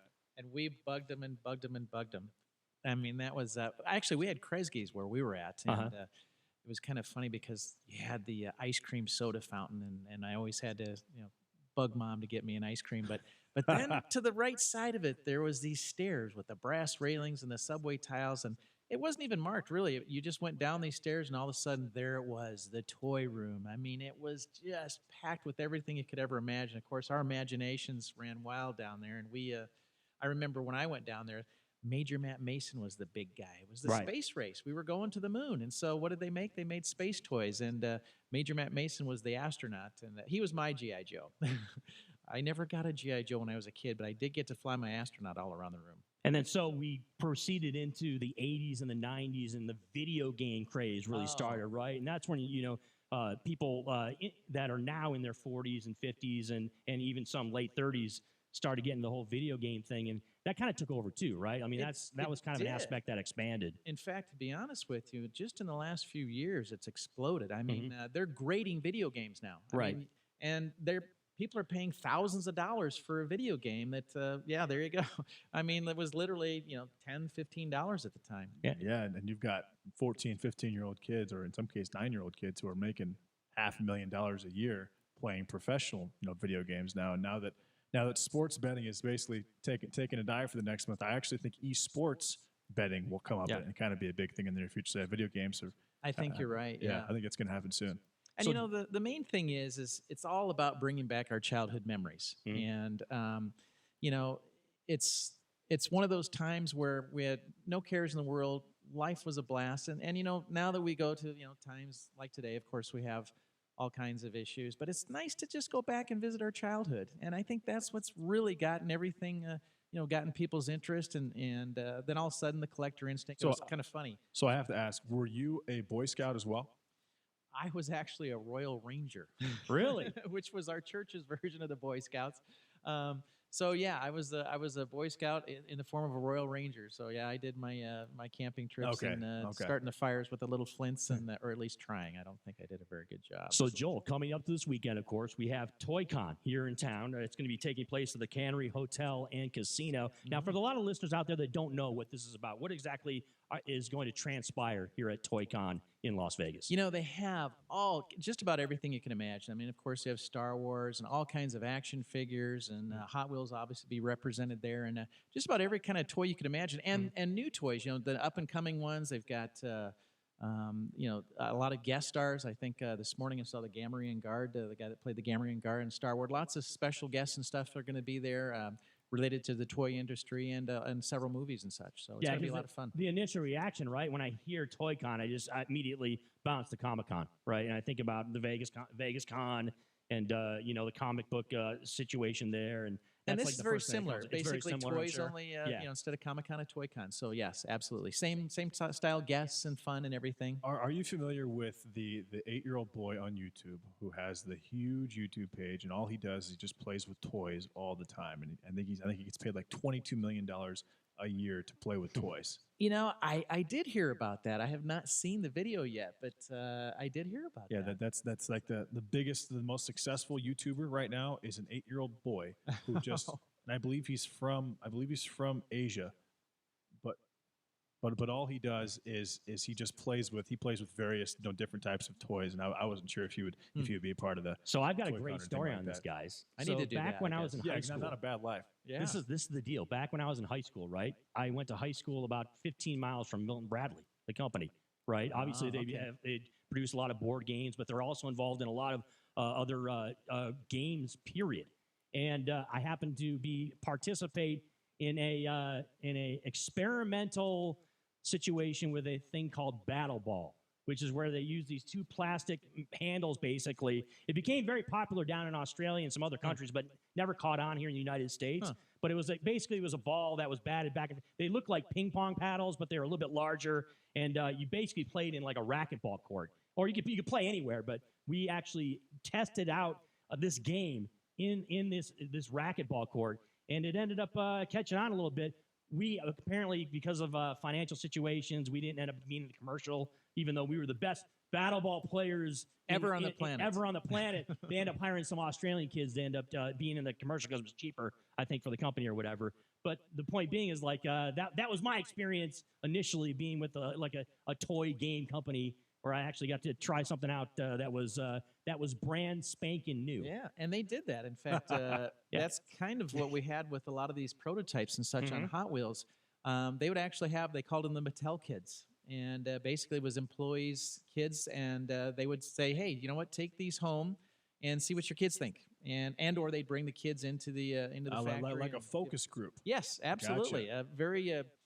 Very green at the time, and but nonetheless very effective. And they would just see what they enjoyed, what got sat in the corner real quickly, and or what they kept playing with. And you know, the other thing with Hot Wheels is that the kids got a lot of the cast off. You know, they did all kinds of it, and that's really kind of how we come to this Camaro here. They would experiment with stuff, and they would literally get thrown in the garbage, or they just scoop them up and say, here, take them home to the kids, and there it is. And so that's really kind of the fun thing about finding this stuff is that it usually translates to my grandpa or my father. Somebody worked back at the factory back in the day, and I ended up with it. He's America's Toy Scout and celebrity toy collector Joel Magee joining us here live in studio on the Vegas Take. Chris Wynn along with J.D. Sharp. Now, we think of a lot of toys, obviously, Joel, are mass-produced, right? You've got a lot of toys that are produced by the thousands, and millions of kids around the world have them. What you have in studio right now, which makes them less valuable. Yeah, which makes them less valuable. But what you have now here live in studio and what you have in your possession, a lot of things you have aren't necessarily along that realm. You got some rare stuff and some super cool things that you have here in studio for us. Oh my gosh, these are the granddaddies right here. So we'll start with this store display. Yes. And this was the very first one that came out in 1968. And so let's go back in the little toy time capsule. What they wanted to do was Mattel wanted to make a huge splash with the kids. And how do we do this? So they created their own showroom. If you notice this display here, it kind of looks like a showroom. They did all the different tiers. And, of course, they opened up the engines. They actually glued the hoods open so you could see the cool, shiny engines inside and such. And so the kids were mesmerized by this. I mean, they're looking at all the colors, and you can see these things glow. This was something new. You'll notice how the colors are just almost like neon. And this was called Spectraflame paint. And it literally just glows. In fact, they had special lights there that they lit it up, and I mean, it really made a difference. And of course, all around this display was all of these packages with all the different cars. And the big thing about this was the colors and the speed. Matchbox cars, you could just roll them and they'd go like a couple inches. Right. These things could fly, and they made tracks and loop-to-loops, and I mean, it was incredible. And then the second thing is the color variations. Matchbox usually only had a color, maybe two at the most. Yeah. You could get all these cars in like 16 different colors, interiors, and literally have hundreds of different combinations for colors, and that's what makes it collectible today. But as far as this display is concerned, they only made these for select stores, usually a big department store or something, and these were all handmade. And when the display was over, what happened is they'd cut it open, take out the cars, give them to their kids, and throw away the display. So as we understand it, there's probably about 20 or so displays that have survived. But out of those 20, as far as we know, there's only 2 that actually have this display flap underneath, which you can see the different things they wanted to try to sell you. They wanted to sell you some race cases and some superchargers and such. So this happens to be one of those 2. And those of you, of course, can watch us on our YouTube channel. You can see the display right now here in studio. You know on who the would like Vegas this Take. is Bobby Bacala in The Sopranos. I could absolutely see Bobby Bacala. He would love this. He was a big train guy, but he'd be all over this. And as Joel points out, like, that's what's special about the old stores, right? Is a lot of the displays and the boxing and the way that the toys are presented. Like nowadays, again, like I pointed out mass production and all that.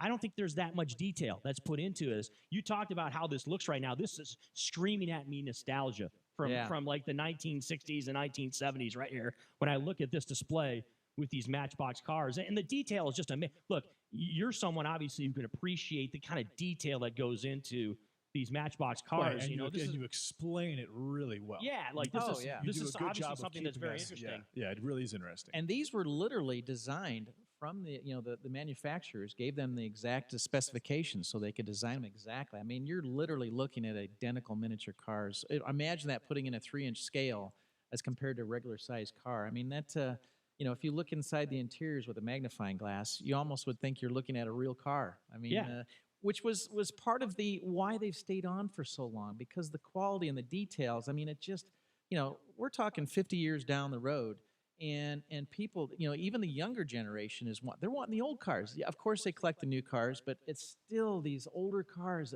that just capture their attention. And, that's what, it's always the thrill of the hunt also. Of course we can't just go down to the store and buy these. So the fact that, you have to take time and dig and look for these things. It's almost like a toy treasure hunt, and that's what I love. And you know what? The value is what's astounding to me also, because, you're going to have an opportunity, obviously, to go to ToyCon, and there's a lot of people that are going to be very interested to see what you're going to have on display. We mentioned this very rare Hot Wheels Camaro that you just discovered, right? That people from some other companies are going to want to take a look at. Yeah. We're not talking about $20 here, right? We're not talking about $100. We're talking in 6-figure territory for some of these items, right? Yeah, I mean, this particular car here is valued at a minimum of $100,000. That's crazy. I mean, put that into perspective. We'll try to put that in the screen. Yeah, so everybody can. If you're watching on YouTube right now, you can see it. It's classic. Yeah. That's for sure. It's got that little powder white coloring with the black toppage there. Solid. So here's the story. Everybody says, why is this car so rare? Right. Okay. The main reason is they never made an enamel white Camaro back in the day. This was an experiment. They were playing around with colors. Just imagine, I'd love to go back in time and see all the Mattel executives and workers just playing around and having fun. They would putty things up. They would actually take Matchbox cars and take putty and add it to them and see if they could make a hood scoop or do all kinds of wild things. And in this particular one, I've talked to actually some executives from Mattel, and actually Larry Wood, who was one of the head designers, he's like the god of original designers. And they don't really know why they never produced the white enamel. They did it in other versions of cars. They did it in the 4J car, but for some reason, somebody just decided that enamel wasn't right. Of course, one thing we do know about enamel is you can kind of see, once you nick it, it's easy to draw flaws out of it. Kind of like a tooth. Yeah, but now let's go back a little further. We're still getting back to the 100,000, and why is this one? There are about 20 enamel white cars that are out there. Yep.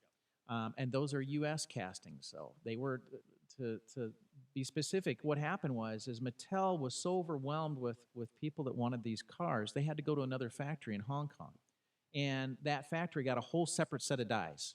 The cars were different. They were the same unless you start looking close. The windshields were blue only on the Hong Kong cars. You'll notice the car has a blue windshield. The others were clear in the U.S. And they had differences. The steering wheel was removable in the Hong Kong cars. And underneath, you'll see that there's 4 holes. And, of course, it says Hong Kong versus USA. But now let's go to the point of doing these experiments at the factory. We're in the U.S. factory. Why would we have Hong Kong castings there? They didn't really. So they would run a blank casting and run it through the factory and see what they thought of it. And how did a Hong Kong casting it just, maybe it was sitting on a guy's table, and he just grabbed it off the pile, but there shouldn't have been a pile. These were all should have been Joel, US cars. What's very cool about you is we listen to you talk, and the value of these items, because without you here, I just look at these and I think, oh, these are micro machines, right? But I listen to you talk, and the value of these items literally goes up in my brain. I'm not kidding. Your description and just the way that the backstory that you apply to all these different cars and the setup and the Camaro in particular, and with the enamel coloring, it really actually legitimately does add value in my eyes, and I'm sure a lot of our listeners and our viewers' eyes as well. Well, it's amazing, and I love trivia. I mean, I'm the kind of person that actually digs into the bones of everything, and it's interesting. I mean, versus saying, oh, it's a rare car. I mean, why is it? And of course, it could be with a lot of different toys and stuff. And actually, we're working on a show called The Toy Scout that we hope the network, somebody will pick that up as I'm speaking right now one of these times. But it's going to kind of chronicle that type of aspect. And in fact, one of the things we're going to be doing is we're going to be bringing different celebrity guests on the show that had toys that were related to them from the show. So, for example, a friend of mine is Butch Patrick. He played Meddy Munster on the Munsters. Yes. And that's actually how I met Rick Harrison on Pawn Stars. Butch Patrick came down here 3 years ago, and he brought his Munster coach. Is his hair still that way? Yes, he actually still has a sweet dude. Yeah. So he had the Munster coach here, and we drove it down Las Vegas Boulevard. We were doing kind of some work on a prototype for the Toy Scout show, and Rick was gracious enough to have us in the parking lot, and we did some meet and greets and stuff, and that's actually how we met. How I got on the show, so I was really excited about that. But anyway, we go back to what's going to be on the show, and I'm going to go to Butch Patrick's house, and it's like everybody's like, well, okay, great. Well, what's the big deal about going to Butch Patrick's house? I mean, that seems a little boring. Wait a minute here. What are you going to do? What are you going to try to do with it? It's 1313 Mockingbird Lane, guys. What? It's the Munster's Get out of here. house. It's not just his house. He actually lives in the Munster house? Yeah. He doesn't live there, but the house is still at Universal Studios. Oh, I got you. Okay. And so it doesn't. All right. I was like, whoa. Well, I led you to the edge of the cliff, and then I flicked you off. That's next level right there. That's commitment to your show. But now, could you imagine? He drives up in the Munster coach, and then we actually walk up to the house, and now we get to the point of opening the door. This is where the excitement begins. We're going to go inside the house, except for there's one problem. When you open up the door, there's nothing on the other side. It's just a bunch of cardboard, right? And a bunch of just wooden planks sitting around everywhere. But maybe we'll do some special CGI. And that's very cool. Joel Magee joining us here live in studio on the Vegas Take. He's the Toy Scout and celebrity toy collector here. He's going to be at ToyCon on Saturday at the Cannery Hotel and Casino. But he also makes appearances during the 16th season of the award-winning reality series, of course, Pawn Stars. He's the go-to Disney expert and appraiser. Talk about that experience, Joel, because obviously, we see that show all the time, whether it's people that know things about war artifacts and people that are coming on, it's experts that are weighing in and appraising. Sometimes does it get a little difficult when, you don't exactly have a grasp on how much value an item may have? Well, for us, of course, that's why Rick calls us in. And I remember my first episode that I did was a Jungle Boat from Disneyland. Yeah. And I told him, I said, we need to really run this to test it out so I could get a gauge of the value, but I'm going to give you a little secret. I just wanted to have fun. Yeah. And I thought, we could take this down. We took it down to the D Hotel Casino, and we ran it in their pool, and we had a blast. I mean, I think there was more time everybody playing with this remote control Jungle Boat than we probably should have spent more time on the episode. But it really worked out good. We had Shumley dressed up in a Hawaiian outfit and such, but that's the excitement of it. I mean, as the expert, I had done a lot of research on it, and I'd seen several sell. And the fact that it survived is, again, another thing that's actually amazing. So it was one of those little coin-operated boats that you played at the hotel. And, of course, this was before they had all of the downtown Disney and everything to keep you busy. Oh, yeah. Back in those days, it was like go to the park and you go to the hotel, and what are you going to do now? Well, they had all kinds of fun things. And this was this was a focal point. I mean, people stood in line. And, it's kind of funny. The idea of the ride was to show the kids and let them be the jungle skipper and go through it as the skipper themselves. But really what it turned out to really be is bumper boats. How many times could you crash into all the other jungle boats? Yeah. So most valuable toy you've ever been a part of appraising and selling?